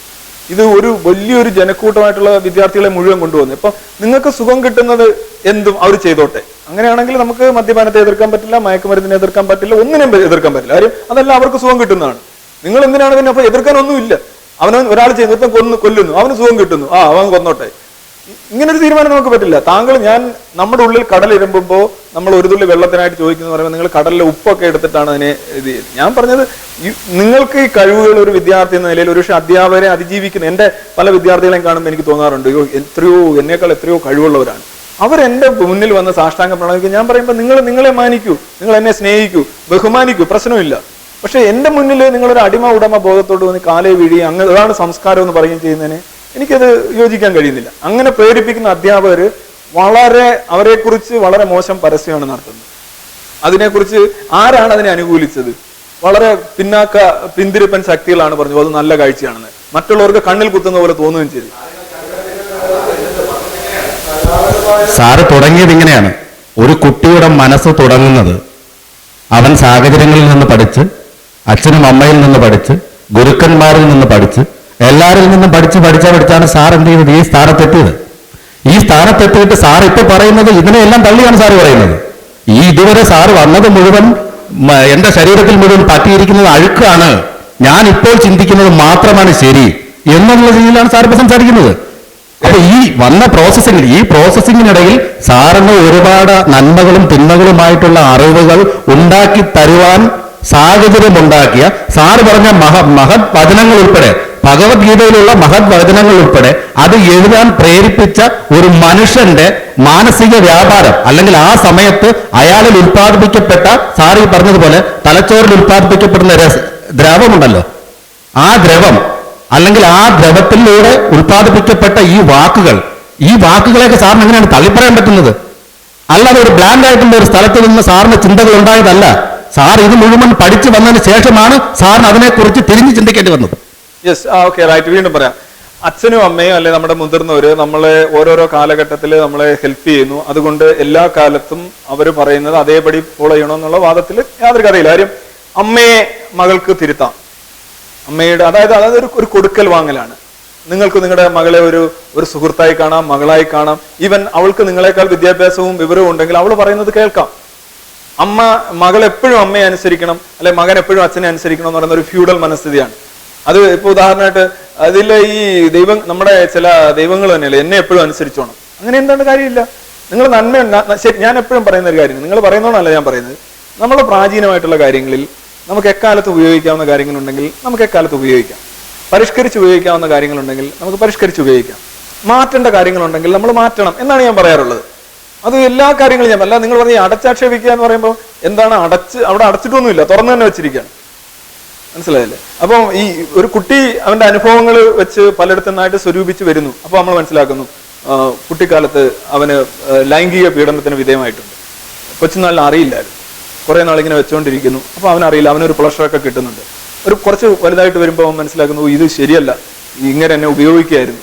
അപ്പോൾ അയാൾ വീണ്ടും വരുമ്പോൾ പറയുന്നു, അത് ചിലപ്പോൾ ഒരു മുതിർന്ന ബന്ധുവായിരിക്കാം, ആരും ആയിക്കോട്ടെ, പറയുന്നു അത് ഇനി പറ്റില്ല കേട്ടോ. അതെന്താടാ ഇതുവരെ കുഴപ്പമൊന്നുമില്ല നിനക്ക്? എനിക്കിപ്പം പറ്റില്ല, എനിക്കതൊരു പറ്റില്ല. അങ്ങനെ പറയാനുള്ള അവകാശം അവനുണ്ട്. അല്ലാതെ ഇതുവരെ ചെയ്തുകൊണ്ടിരുന്നു, നീ ആ വഴിയിലാണ് വന്നത്, നീ വന്ന വഴി മറക്കരുത്, നീ അതിനെ അളച്ചാക്ഷേപിക്കുന്നത്. നമുക്ക് അതായത് ഒരു വ്യക്തിത്വ രൂപീകരണം എന്ന് പറയുന്നത് പലപ്പോഴും ഘട്ടം ഘട്ടമായിട്ടാണ് വരുന്നത്. പക്ഷേ നിങ്ങൾ ഒരു ഘട്ടത്തിൽ എത്തിക്കുമ്പോൾ നിങ്ങൾ കടിഞ്ഞാൻ കയ്യിലെടുക്കും. അതൊരു കൊച്ചുകുട്ടിക്ക് ഒരു പക്ഷേ സാധിക്കില്ല, പക്ഷെ കടിഞ്ഞാൻ കയ്യിലെടുക്കാനുള്ള അവകാശമുണ്ട്. നിങ്ങൾ അങ്ങടെ അച്ഛനാണേലും പറയും, അച്ഛൻ ഇത് ചെയ്ത് ശരിയല്ല, അച്ഛൻ എന്തീ കാണിക്കുന്നേ എന്ന് പറയണം. അതൊന്നും ഒരു തർക്കം ഉണ്ടാവുന്ന വിഷയമല്ല ഇതൊന്നും. സാർ, ഒരു 3 ചോദ്യം ചോദിക്കുകയാണ്. ഒന്ന് പൊതുവായിട്ടുള്ളൊരു കാര്യം, ഒന്ന് എൻ്റെ പേഴ്സണൽ കാര്യം, ഒന്ന് നമ്മുടെ അയൽപക്കത്ത് നടന്ന ഒരു സംഭവം. എൻ്റെ പേഴ്സണൽ കാര്യം ആദ്യം പറയാം. ഇപ്പം ഞാൻ വയനാട് ജോലി ചെയ്യുന്ന ആളാണ്. ഇപ്പം ഞാൻ ഒരു ദിവസം രാത്രി ഉറങ്ങിക്കിടക്കുമ്പോൾ ഒരു സ്വപ്നം കാണുന്നു, എൻ്റെ മോൻ ഒരു ആക്സിഡൻറ്റ് പറ്റിയായിട്ട്. പിറ്റേന്ന് രാവിലെ ഈ ടെൻഷനിൽ ഞാൻ അവനെ വിളിച്ചു ചോദിക്കുമ്പം അവൻ എന്നോട് പറഞ്ഞ്, അമ്മ ഇന്നലെ വിളിച്ച് അപ്പാടേക്ക് പറഞ്ഞായിരുന്നോ എനിക്ക് ഈ ആക്സിഡൻറ്റ് പറ്റിയ കാര്യമെന്ന്. കാരണം അവർ തമ്മിൽ, ഇവന് ആക്സിഡൻറ്റ് പറ്റിയതല്ലേന്ന് അവർ തമ്മിൽ തീരുമാനമെത്തി എന്നോട് പറയേണ്ടതെന്ന്. പക്ഷേ ഞാനിതിങ്ങനെ കണ്ടിട്ട് ഞാൻ അവനെ വിളിച്ച് ചോദിച്ചു. അതൊന്ന്. 2, എൻ്റെ ഒരു അയൽവാസിയുണ്ട്. അവനൊരു 5 അടി പൊക്കേ ഉള്ളൂ. 4ാം ക്ലാസ് വരെ പഠിച്ചിട്ടുള്ളൂ. മീൻ വിറ്റാണ് ജീവിക്കുന്നത്. ഒരു സുപ്രഭാതത്തിൽ അവൻ വീട്ടിൽ ഇരുന്നിട്ട് ഒരു 7 മണി 8 മണി, വൈകുന്നേരം 7 മണി 8 മണിയാകുമ്പം ഇവൻ വേറെ ഭാഷയിലൊക്കെ സംസാരിക്കും, പല കാര്യങ്ങൾ പറയും. ഇതൊക്കെ കേൾക്കാനായിട്ട് ഒത്തിരി ആൾക്കാർ വരും. അപ്പോൾ ഇവൻ ഈ സംസാരിക്കുന്നതെല്ലാം മറ്റ് ഭാഷകളിലാണ്. ചിലപ്പോൾ അറബി പറയും, ചിലപ്പം തമിഴ് പറയും, അങ്ങനെ മറ്റ് ഭാഷകളിലൊക്കെ ഇവനങ്ങ് സംസാരിക്കും. കുറേ ഭാവി കാര്യങ്ങളൊക്കെ കുറേ പറയുകയും ചെയ്യും, കുറേ ആൾക്കാർക്ക് പ്രയോജനപ്പെടുകയും ചെയ്യും. അങ്ങനെ ഒരു സംഭവം എൻ്റെ വീടിൻ്റെ തൊട്ടടുത്തുള്ളത്. പിന്നെ ഒരു പൊതുവായിട്ടൊരു കാര്യം എന്ന് പറഞ്ഞാൽ, നമ്മളെല്ലാവരും കഴിഞ്ഞ ലോകകപ്പ് കണ്ട് ഫുട്ബോൾ. പക്ഷേ ഇതിൻ്റെ എല്ലാ മത്സരവും ഒരു നീരാളി പ്രവചിച്ചെന്നും പറഞ്ഞ് നമ്മളെല്ലാവരും കണ്ടതാണ്. അവസാനം വരെയുള്ള എല്ലാ മത്സരത്തിൻ്റെയും റിസൾട്ട് കൃത്യമായി പ്രവചിക്കുകയും ചെയ്തത്. പ്രവചിച്ചെന്ന് പറഞ്ഞാൽ അത് നേരത്തെ തന്നെ ആ റിസൾട്ട് വരുന്നു, അതുപോലെ തന്നെ അതിൻ്റെ ഒരു ഫലം ഉണ്ടാകുകയും ചെയ്യുന്നു. അപ്പോൾ ഇത് അങ്ങനെ ഒരു കാര്യം. മറ്റൊന്ന് സാറ് ഈ പറഞ്ഞത്, സാറിന്റെ പേരെന്താ? സാറ് പറഞ്ഞ 3 കാര്യങ്ങളും ഒരേ കാറ്റഗറിയിൽപ്പെട്ട കാര്യങ്ങളാണ്. ഇപ്പോൾ ആദ്യത്തെ കാര്യം പറയാം. നമ്മളെ സ്വപ്നങ്ങളിലായാലും നമ്മുടെ ചിന്തകളിലായും നമ്മൾ പ്രോസസ്സ് ചെയ്യുന്ന ഡേറ്റ എന്ന് പറഞ്ഞാൽ നമ്മൾ അക്യുറേറ്റുള്ള അവൈലബിൾ ഡേറ്റാസാണ് നമ്മൾ പ്രോസസ്സ് ചെയ്യുന്നത്. ഇപ്പോൾ തന്നെ കിടക്കുമ്പോൾ നമ്മളെ ഭാര്യ വിളിക്കുന്നതായിട്ട് തോന്നുന്നു, അല്ലെങ്കിൽ മകൾ വിളിക്കുന്നതായിട്ട് തോന്നുന്നു, നമ്മൾ കണ്ട കാഴ്ചകളും ഒക്കെ ഇങ്ങനെ ഈ സ്വപ്ന സമയത്ത് ഇതെല്ലാം തന്നെ നമ്മുടെ ഗ്രിപ്പ്, അതായത് ഫ്രണ്ടൽ കോർട്ടക്സിന്റെ ഗ്രിപ്പില്ലാതെ വരുമ്പോൾ ഈ ഡേറ്റകൾ ഇങ്ങനെ വിഷ്വൽ കോർട്ടക്സിലും നമ്മുടെ ശ്രവ്യ മേഖലയിലും ഒക്കെ നമ്മളെ ശബ്ദങ്ങൾ കേൾപ്പിക്കുകയും കാഴ്ചകൾ കാണിക്കുകയും ചെയ്യുന്നതാണ് നമ്മുടെ സ്വപ്നങ്ങളുടെയൊക്കെ ഒരു അടിസ്ഥാനം തന്നെ ഇതാണ്. ഇനി ഞാൻ 2008 യൂണിവേഴ്സിറ്റി കോളേജിൽ ജോലി ചെയ്യുന്ന സമയത്ത്, അപ്പോൾ റഫീഖ് സാറൊക്കെ അവിടെ ഉണ്ട്. 2008 2009 കണ്ടാണ്. ഞാനത് പുസ്തകത്തിൽ എഴുതുകയും ചെയ്തിട്ടുണ്ട്. ഞാനൊരു ക്രിക്കറ്റ് ഭ്രാന്തനായിരുന്നു. രാത്രി വരെ ടെസ്റ്റൊക്കെ മത്സരങ്ങളൊക്കെ ഹൈലൈറ്റ്സ് റിപ്പീറ്റ് കാണുന്ന ഒരാളാണ്. ഇപ്പോൾ 2 വർഷമായിട്ട് പൂർണ്ണമായി മോചിതനായി ആ രോഗത്തിൽ നിന്ന്. പ്രശ്നമില്ല, 2.5 വർഷമായി. അപ്പോൾ ഞാൻ രാവിലെ ഓസ്ട്രേലിയ ഇന്ത്യയും തമ്മിൽ ടെസ്റ്റ് നടക്കാം. അപ്പോൾ ഉച്ചയായപ്പോൾ സ്കോറ് ഒരു വിക്കറ്റിന് 140 കണ്ടായി. എന്നിട്ട് ഞാൻ ചെന്നൈ മെയിലിനകത്താണ് ഉച്ചയ്ക്ക് ചെന്നൈ മെയിലിനകത്ത് കയറി ചങ്ങനാശ്ശേരിയിലോട്ട് പോകണം. ഞാൻ കായംകുളം ആവുന്നതിന് മുമ്പ്, കൊല്ലത്തിന് മുമ്പ് ഞാൻ മെല്ലെ മേളിൽ തട്ടി കയറി കിടന്ന് മയങ്ങി. അപ്പം ഈ 1-ന് 136 എന്ന് പറഞ്ഞൊരു സ്കോർ എൻ്റെ മനസ്സിലുണ്ട്. കുറെ കഴിഞ്ഞപ്പോൾ എന്ത് ചെയ്തു, എൻ്റെ തലച്ചോറിൽ കളി നടക്കാൻ തുടങ്ങി. ഞാനൊരു പിന്നെ ചങ്ങനാശ്ശേരിക്ക് തൊട്ടുമ്പോൾ തിരുവല്ല ആകുമ്പോഴാണ് ഇറങ്ങാൻ നേരം തൊട്ടിങ്ങനെ നോക്കിയപ്പോൾ കാണാം എൻ്റെ അവസാനം കണ്ട സൈറ്റ് സച്ചിൻ ടെണ്ടുൽക്കറും ധോണിയും കൂടെ ഇങ്ങനെ ക്രീസിൽ നിൽക്കുന്നു. 2 പേരും ബാറ്റ് വെച്ചിട്ടുണ്ട്. സ്കോർ എഴുതിയിരിക്കുന്നു 304 എന്നിങ്ങനെ എഴുതി കാണിക്കുന്നു സ്കോർ. ഇതാണ് ഞാൻ കണ്ടത്. സച്ചിനോട് എനിക്ക് ഭയങ്കര ഫാനാണ്. അപ്പോൾ സച്ചിൻ സെഞ്ചുറി അടിക്കണം എന്നൊക്കെ പറയുന്നത് അന്ന് ഭയങ്കര സന്തോഷമാണ്. അപ്പോൾ ഞാൻ എന്നിട്ട് ചങ്ങനാശ്ശേരി വീട്ടിൽ ഇറങ്ങിയിട്ട് അവിടെ ചെന്നു, കുളിച്ചിട്ട് വന്നിട്ട് ടി വി വെച്ചു. ടി വി വെച്ചപ്പോൾ സ്കോറ് അന്ന് 324-5 എങ്ങാണ്ടായിരുന്നു സ്കോർ. സച്ചിൻ ഔട്ടായി. ബാക്കി നോക്കുമ്പോൾ സച്ചിൻ സെഞ്ചുറി അടിച്ചിട്ടുണ്ട്. ഞാൻ അന്നിരുന്ന് ഹൈലൈറ്റ്സ് ഉണ്ട്.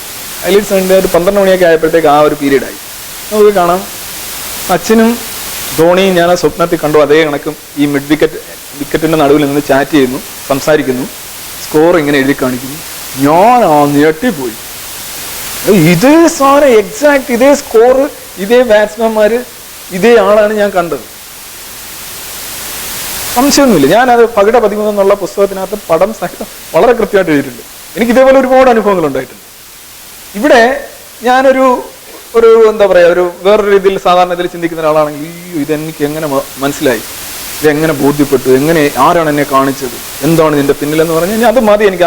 ആജീവനാന്തം പിന്നെ ഇതെന്ന് പറഞ്ഞ് നടക്കാൻ പിന്നെ അത് മതി. പക്ഷെ ഞാൻ അങ്ങനെയല്ല അതിനെ ബോധ്യപ്പെട്ടു. എനിക്കിപ്പോഴും അനുഭവങ്ങൾ ഉണ്ടാകാറുണ്ട്. ഞാൻ കണ്ടിട്ടുള്ള പല കാര്യങ്ങളും അതേ കണക്ക് സംഭവിച്ചിട്ടുണ്ട്. ഇത് നമ്മൾ ഡേറ്റ പ്രോസസ്സ് ചെയ്യുമ്പോൾ ഒരുപാട് ആൾട്ടർനേറ്റീവ് സിനാരിയോസും മോഡൽസും നമ്മുടെ ബ്രെയിൻ ഉണ്ടാക്കിക്കൊണ്ടേയിരിക്കും. അതിൽ ചില മോഡൽസും സിനാരിയോസും നമ്മളെ റിയാലിറ്റിയുമായിട്ട് ഹിറ്റ് ചെയ്യും. ഈ ഹിറ്റ് ചെയ്യുന്നത് നമ്മൾ ഓർത്ത് വെക്കും. മിസ് ചെയ്യുന്ന ഞാൻ കണ്ട പല കാര്യങ്ങളും നടന്നിട്ടേ ഇല്ല. മിസ് ചെയ്യുന്ന ഒരിക്കലും നമ്മൾ ഓർത്ത് വെക്കില്ല. പക്ഷെ ഹിറ്റ് ചെയ്യുന്ന ഒരു 5 എണ്ണം ഉണ്ടെങ്കിൽ 5 എണ്ണം നമ്മൾ ഓർത്ത് വെക്കുന്നതാണ് ഓർത്ത് വെക്കും. എന്നിട്ട് നമ്മൾ സ്വയം ചോദിക്കും ഇതെനിക്ക് എങ്ങനെ അറിയാൻ പറ്റി. അപ്പോൾ അപകടം. അച്ഛൻ അങ്ങോട്ട് ഇറങ്ങിപ്പോയി, അച്ഛൻ അല്ലെങ്കിൽ ഓഫീസിലേക്ക് പോയി, നമ്മളൊരു ആശങ്ക വെച്ച് നമ്മൾ കിടക്കുന്നു, അല്ലെങ്കിൽ നമ്മൾ കാണുന്നു. സ്വപ്നം കാണാനായിട്ടോ അല്ലെങ്കിൽ ഒരു വിഷൻ ഉണ്ടാകാനായിട്ടോ നിങ്ങൾ ഉറങ്ങിയോ കണ്ണടയ്ക്കുന്നുണ്ട്. ഇങ്ങനെ നോക്കിയിരിക്കുമ്പോൾ തന്നെ ഒരു അപകടത്തിൽ വരുന്നു, ഒരു ആക്സിഡന്റ് അച്ഛന് സംഭവിക്കുന്നു. നമ്മൾ പെട്ടെന്ന് ആശങ്കപ്പെട്ട് നമ്മൾ വിളിക്കുന്നു, അച്ഛ ഇപ്പം എവിടെ? കുഴപ്പമൊന്നുമില്ല, ശരി, ഓക്കെ, വിട്ടു. അതൊരു അപകടം യഥാർത്ഥത്തിലാണെങ്കിലോ നമ്മൾ വിചാരിക്കും നമ്മളെ ആരോ കാണിച്ചു തന്നു. ഇങ്ങനെയാണ് ലോകത്ത് വലിയ വലിയ സ്പിരിച്വലിസ്റ്റുകൾ ഉണ്ടായിട്ടുള്ള ഇത്തരത്തിലുള്ള വ്യക്തിപരമായിട്ട് യഥാർത്ഥത്തിൽ ഈ ഡേറ്റ എങ്ങനെ വരുന്നു എന്നുള്ളതിനെ കുറിച്ച് പ്രോസസ്സിങ് നടത്താൻ കഴിയാത്തവരാണ്. ഇതിപ്പോൾ താങ്കൾക്ക് ഒരു അപകടത്തെക്കുറിച്ച് concern, you are thinking about and your brain is coming up with models processing മോഡൽസുമായിട്ട് വരികയാണ് ബ്രെയിൻ. ഈ മോഡൽസിൽ പലതും യാഥാർത്ഥ്യമായിട്ട് ഹിറ്റ് ചെയ്യുന്നു. നിങ്ങൾ 100 എണ്ണം കാണുമ്പോൾ ഇതെല്ലാം ചിലത് പൂർണ്ണമായിട്ട് ഫലിക്കും. ഞാൻ ഈ പറഞ്ഞ ഭാഗികമായിട്ട്, ചിലത് യാതൊരു ബന്ധമില്ല, ചിലപ്പോൾ വിരുദ്ധമായിട്ട്. മോൻ അപകടത്തിൽപ്പെട്ടു എന്ന് നമ്മൾ ചിന്തിക്കുന്നു, പക്ഷേ വരുമ്പോൾ നേരെ തിരിച്ചാണ്. മോൻ ഭയങ്കര വിക്ടോറിയസ് ആയിട്ട് തിരിച്ചു വരുന്നു. അത് നിങ്ങൾ മൈൻഡ് ചെയ്യത്തില്ല, ആരും നിങ്ങൾക്ക് സ്വീകരിക്കാൻ ബുദ്ധിമുട്ടില്ല. നമ്മളുടെ ബ്രെയിൻ ഉണ്ടല്ലോ, അതൊരു ലബോറട്ടറിയാണ്. ഡേറ്റകൾ വെച്ച് ഇങ്ങനെ ഇളകി മറിയാണ്. നമ്മൾ കണ്ടെത്തുന്ന പല പല മോഡലുകളും നമ്മളെ യാഥാർത്ഥ്യം, ഇനി വരാനിരിക്കുന്ന യാഥാർത്ഥ്യമായി പൊരുത്തപ്പെടാൻ പോവുക. നിങ്ങളുടെ മകളുടെ വിവാഹത്തെക്കുറിച്ച് നിങ്ങൾ സ്വപ്നം കാണും, ഇന്ന വരൻ ഇന്നടത്തു നിന്നാണ്. അതേ കണക്ക് വന്നു കഴിഞ്ഞാൽ നിങ്ങൾ എന്താ പറയും? നിങ്ങൾക്ക് എന്തോ കഴിവുണ്ടെന്ന് പറയൂ? ഒരു കഴിവില്ല നിങ്ങൾക്ക്. നിങ്ങളുടെ ആഗ്രഹവും ആശയും ഒക്കെ വെച്ചുകൊണ്ട്, ഇന്നത്തെ ഡേറ്റ വെച്ചുകൊണ്ട് നിങ്ങളുടെ മകളെ ഒരു യുവതിയായിട്ട് നിങ്ങൾ സങ്കല്പിക്കുകയാണ്. എങ്ങനെയാണ്? ഈ കൊച്ചുമകളെ നിങ്ങളൊരു സാരി ഉടുത്ത് സങ്കല്പിക്കുകയാണ്. നിങ്ങളുടെ ബ്രെയിന് നിസ്സാരമായിട്ട് സാധിക്കും. മനസ്സിലായില്ല? അവളുടെ കുറച്ചുകൂടെ വലിയ മുഖം, കുറച്ചുകൂടെ പൊക്കം, എന്നിട്ട് അവള് വിവാഹം കഴിക്കുന്നു, അത് ഇങ്ങനെ ഒരു പുരുഷനാണ്. ഇതൊക്കെ നിങ്ങളൊരു മോഡൽ ഉണ്ടാക്കി. അത് അവസാനം വരുമ്പോൾ ആ ഒരു പുരുഷൻ, ഞാൻ ഈ കണ്ട പയ്യനല്ലേ ഇത്, നീ കഴിഞ്ഞ ജന്മത്തിലെങ്ങാണ് ഞാൻ കണ്ടതാണ് എന്നൊക്കെയുള്ള ഡയലോഗുകൾ നമ്മളിവിടെ. രണ്ടാമത്തെ ചോദ്യം എന്തായിരുന്നു? അപകടമല്ല, രണ്ടാമത്തെ വരുന്നുണ്ട് മറ്റു ലാംഗ്വേജ്. പണ്ട് ഹരിയാനയിൽ ഒരു പെൺകുട്ടി, കൽപ്പന ചൗള എന്ന് പറയുന്ന ഒരു ഇന്ത്യൻ ബോൺ ആസ്ട്രോനോട്ട് ഉണ്ടായിരുന്നു. അവർ കൊളംബിയ ഡിസാസ്റ്ററിൽ മരിച്ചുപോയി. 7 വയസ്സോ അതോ 5 വയസ്സോ 5 വയസ്സുള്ള ഒരു പെൺകുട്ടി ഒരു ദിവസം രാവിലെ എഴുന്നേറ്റ് അവൾ പറയാൻ തുടങ്ങി, ഞാൻ കൽപ്പന ചൗളയാണ്, കൽപ്പന ചൗളയുടെ കണക്ക് സംസാരിക്കുന്നു, എല്ലാ വിവരങ്ങളും പറയുന്നു, അനുഭവങ്ങൾ പറയുന്നു. അവരിത് ഇത്രയും ചെറിയ കുട്ടിക്ക് എങ്ങനെയാണ് കൽപ്പന ചൗളയെക്കുറിച്ച് ഇത്രയും കാര്യങ്ങൾ പറയാൻ പറ്റും? ആളുകൾ മുഴുവൻ അമ്പരന്നു. അവരുടെ വീട്ടിലേക്ക് സന്ദർശകരായി, തീർത്ഥാടകരായി ആ കുട്ടി ഒരു ദിവ്യ ബാലികയായിട്ട് എടുത്തു കാണിക്കുന്നു. അപ്പോൾ ഇങ്ങനെ ഇരിക്കുന്ന സാഹചര്യത്തിൽ സനൽ ഇടമറുക എന്ന് പറയുന്ന ഒരു യുക്തിവാദി നേതാവുണ്ട്, ഡൽഹി ബേസ് പ്രവർത്തിക്കുന്നു. അദ്ദേഹം ഈ പെൺകുട്ടിയെ കാണാൻ പോയി. അപ്പോൾ ഇവർക്ക് കൽപ്പന ചൗളയുടെ ആത്മാവാണ് തന്നിലെന്നാണ് ഇവർ പറയുന്നത്. കൽപ്പന ചൗളയുടെ എല്ലാ കാര്യങ്ങളും, ഭർത്താവിൻ്റെ പേര് പറയുന്നു, മക്കളുടെ പേര് പറയുന്നു, പഠിച്ച സ്ഥലങ്ങൾ പറയുന്നു, എല്ലാം പറയുന്നു, എല്ലാം കൃത്യമായിട്ട് പറയും. അപ്പോൾ ആളുകൾ പിന്നെ ബാക്കി കൈ നിടുമല്ലോ, നമുക്കൊരു 25% സാധനവും ബാക്കി കൈ നിടലുമാണ്. അപ്പോൾ സനൽ ഇടമറ അവിടെ ചെന്നിട്ട്, സനൽ അതിനെക്കുറിച്ച് എഴുതിയിട്ടുണ്ട്, ചോദിച്ചു, കാര്യങ്ങളൊക്കെ ചോദിച്ചു. ആദ്യം ഒറ്റ നോട്ടത്തിൽ തന്നെ ഈ ഭയങ്കരമായിട്ട് പണം ആ വീട്ടിൽ സമ്പാദിക്കുന്നുണ്ട് ഇവർ ഈ കുട്ടിയെ കാണിച്ച്.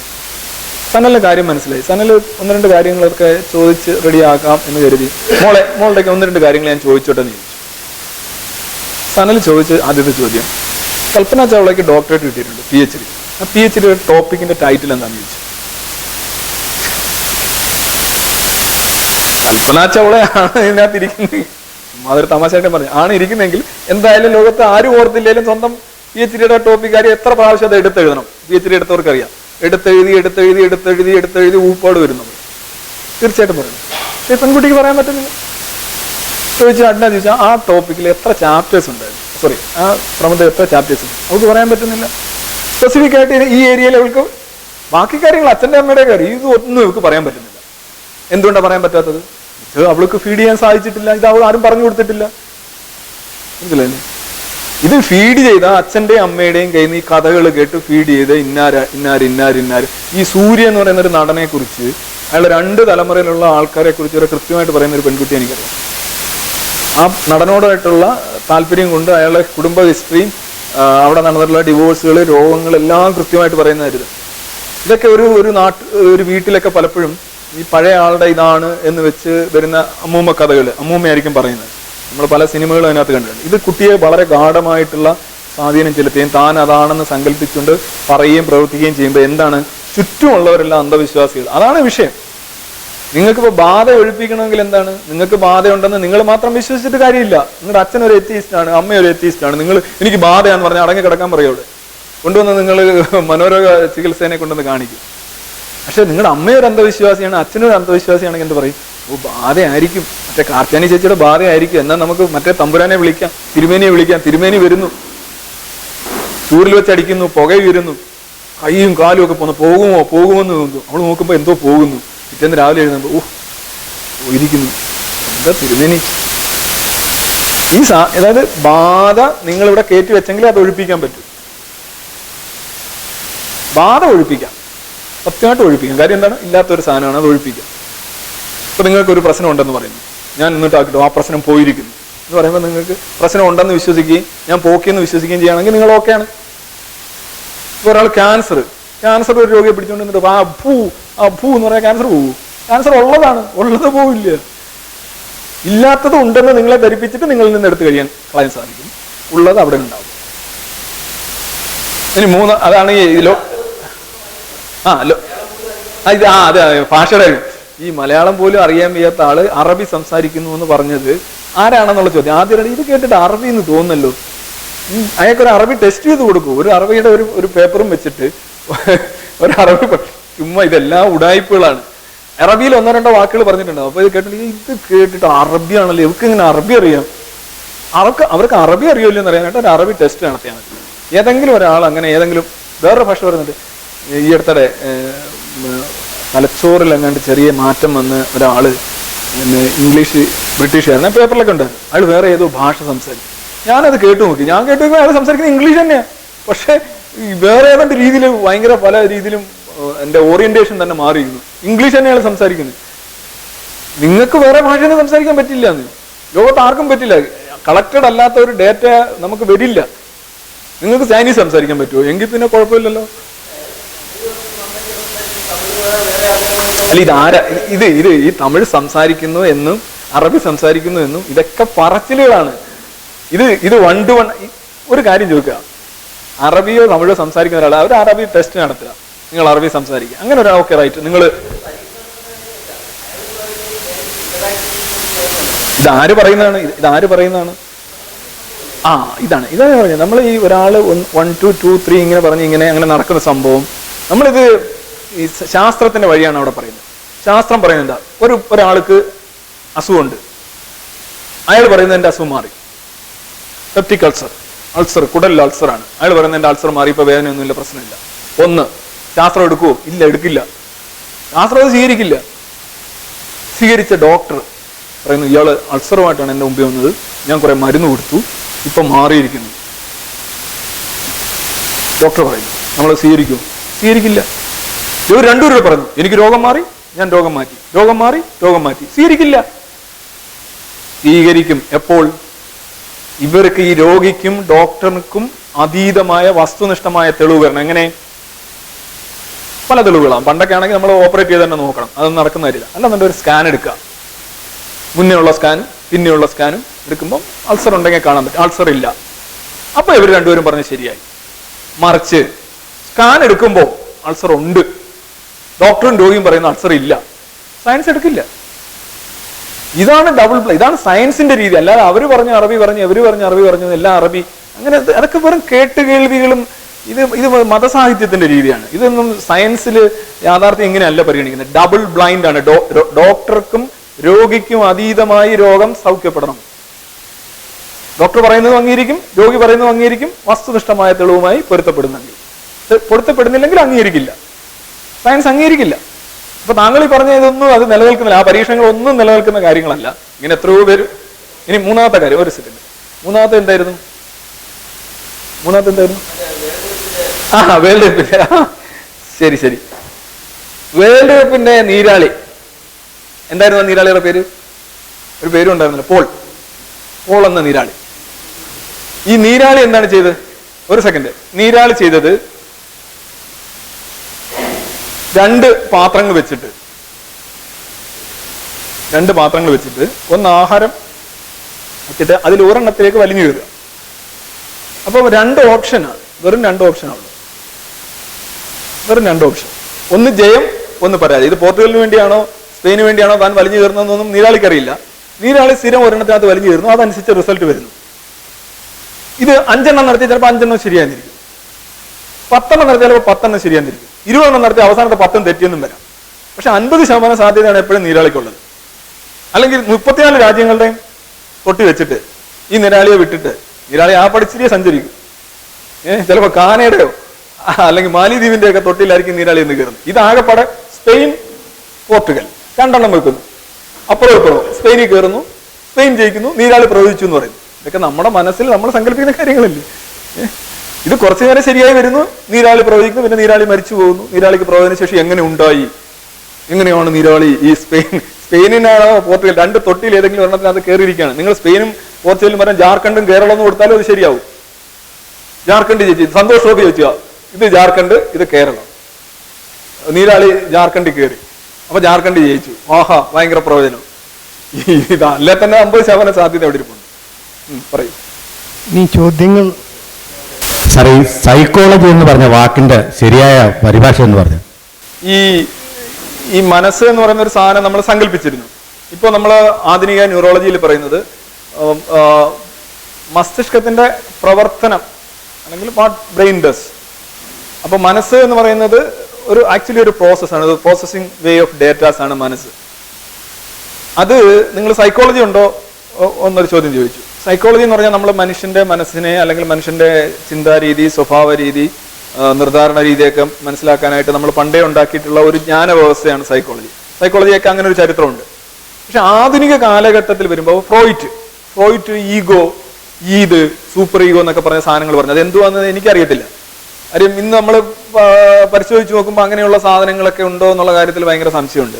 അത് സയന്റിഫിക് ആയിട്ട് പ്രൂവൺ ആയിട്ടുള്ള സാധനമല്ല. പക്ഷെ ഫ്രോയിറ്റ് ചില തുടക്കങ്ങൾ ഉണ്ടാക്കി. ഇപ്പോൾ വിളയന്നൂർ രാമചന്ദ്രന്റെ പുസ്തകത്തിലോ അല്ലെങ്കിൽ നിങ്ങളൊരു മോസ്റ്റ് മോഡേൺ ന്യൂറോളജിസ്റ്റിന്റെ പുസ്തകത്തിലോ നോക്കുമ്പോൾ ഫ്രോയിറ്റിൽ പറഞ്ഞ ചില കാര്യങ്ങളെക്കുറിച്ച് അവർ ആഴത്തിൽ ചിന്തിപ്പിക്കാനായിട്ടുള്ള ചില ക്ലൂസ് ഫ്രോയിറ്റ് കൊണ്ടുവരുന്നുണ്ട്. പക്ഷെ ഫ്രോയിറ്റിയൻ സൈക്കോളജിയൊക്കെ പോയ സാധനമാണ്. അതൊന്നും ആരും ഇപ്പോൾ അതൊരു കാര്യമായിട്ട് എടുക്കുന്നില്ല. ഇപ്പൊ ന്യൂറോളജി വന്നപ്പോൾ തന്നെ MRI scanning, imaging, brain imaging, ഇങ്ങനെ ഒരുപാട് ഇമേജിങ് വെച്ച് നമുക്ക് ഒരുപാട് തലച്ചോറിന്റെ ഉള്ളിലേക്ക് പോകാനും. ഇപ്പോൾ ഉദാഹരണമായിട്ട് നിങ്ങൾ ദേഷ്യപ്പെടുമ്പോൾ നിങ്ങളുടെ തലച്ചോറിന്റെ സ്കാൻ എടുക്കുന്നു, നിങ്ങൾ ഉറങ്ങുമ്പോൾ സ്കാൻ എടുക്കുന്നു. ഇതെല്ലാം ആക്ടിവിറ്റി വൈസിൽ ഗ്രാഫിക്കലായിട്ടൊക്കെ വ്യത്യസ്തമായിട്ടാണ് വരുന്നത്. അപ്പൊ നമുക്ക് കുറെ കൂടെ ടൂളുകൾ കിട്ടിയിട്ടുണ്ട്, പഴയ കുറെ സങ്കല്പങ്ങൾ കാലഹരണപ്പെട്ടിട്ടുണ്ട്. അപ്പൊ സൈക്കോളജിയിൽ, ഇന്നത്തെ സൈക്കോളജിയിൽ എനിക്ക് തോന്നുന്നു ന്യൂറോളജിക്കലായിട്ടുള്ള ടൂൾസ് ഒരുപാട് ഉപയോഗിക്കുന്നുണ്ട്. അങ്ങനെ സൈക്കോളജി കാലികമായി പരിഷ്കരിക്കുകയാണെങ്കിൽ അത് നിലനിൽക്കുമെന്നാണ് എനിക്ക് തോന്നുന്നത്. അല്ലാതെ വെറും ഒരു സിദ്ധാന്തമായിട്ട് ഒക്കെ നിൽക്കുകയാണെന്നുണ്ടെങ്കിൽ അതിന് നിലനിൽപ്പില്ല. പക്ഷെ അങ്ങനെയാണ് ഇന്ന് അവർ ചെയ്യുന്നതെന്ന് എനിക്ക് തോന്നുന്നില്ല. ഈവൻ തെറാപ്യൂട്ടിക് ആയിട്ടുള്ള ഗുളികൾ, ഡിപ്രസൻസ്, ഇതൊക്കെ ശരിക്കും സയൻസ് പറയുന്ന സാധനമല്ലേ. ഇപ്പോൾ വിഷാദ രോഗികളെ സന്തോഷവാനാക്കാനായിട്ട് അവർക്ക് സാധിക്കും. സന്തോഷമുള്ളവരെ, അക്രമാസക്തരെ അടിച്ചിരുത്താനായിട്ട് സാധിക്കും. ഇതെല്ലാം കെമിക്കൽസ് ആണ്. നിങ്ങൾ പറഞ്ഞ കെമിക്കൽസ് തന്നെ കൊടുക്കുന്നത്. ഭയങ്കര അക്രമാസക്തനായിട്ട് കാറിന്റെ ഡോറും ഒക്കെ ചവിട്ടി പൊളിച്ചായിരിക്കും അങ്ങോട്ട് വന്നത്. ഇവിടെ വരുമ്പോൾ തിരിച്ചു വരുമ്പോൾ വളരെ ശാന്തനായി.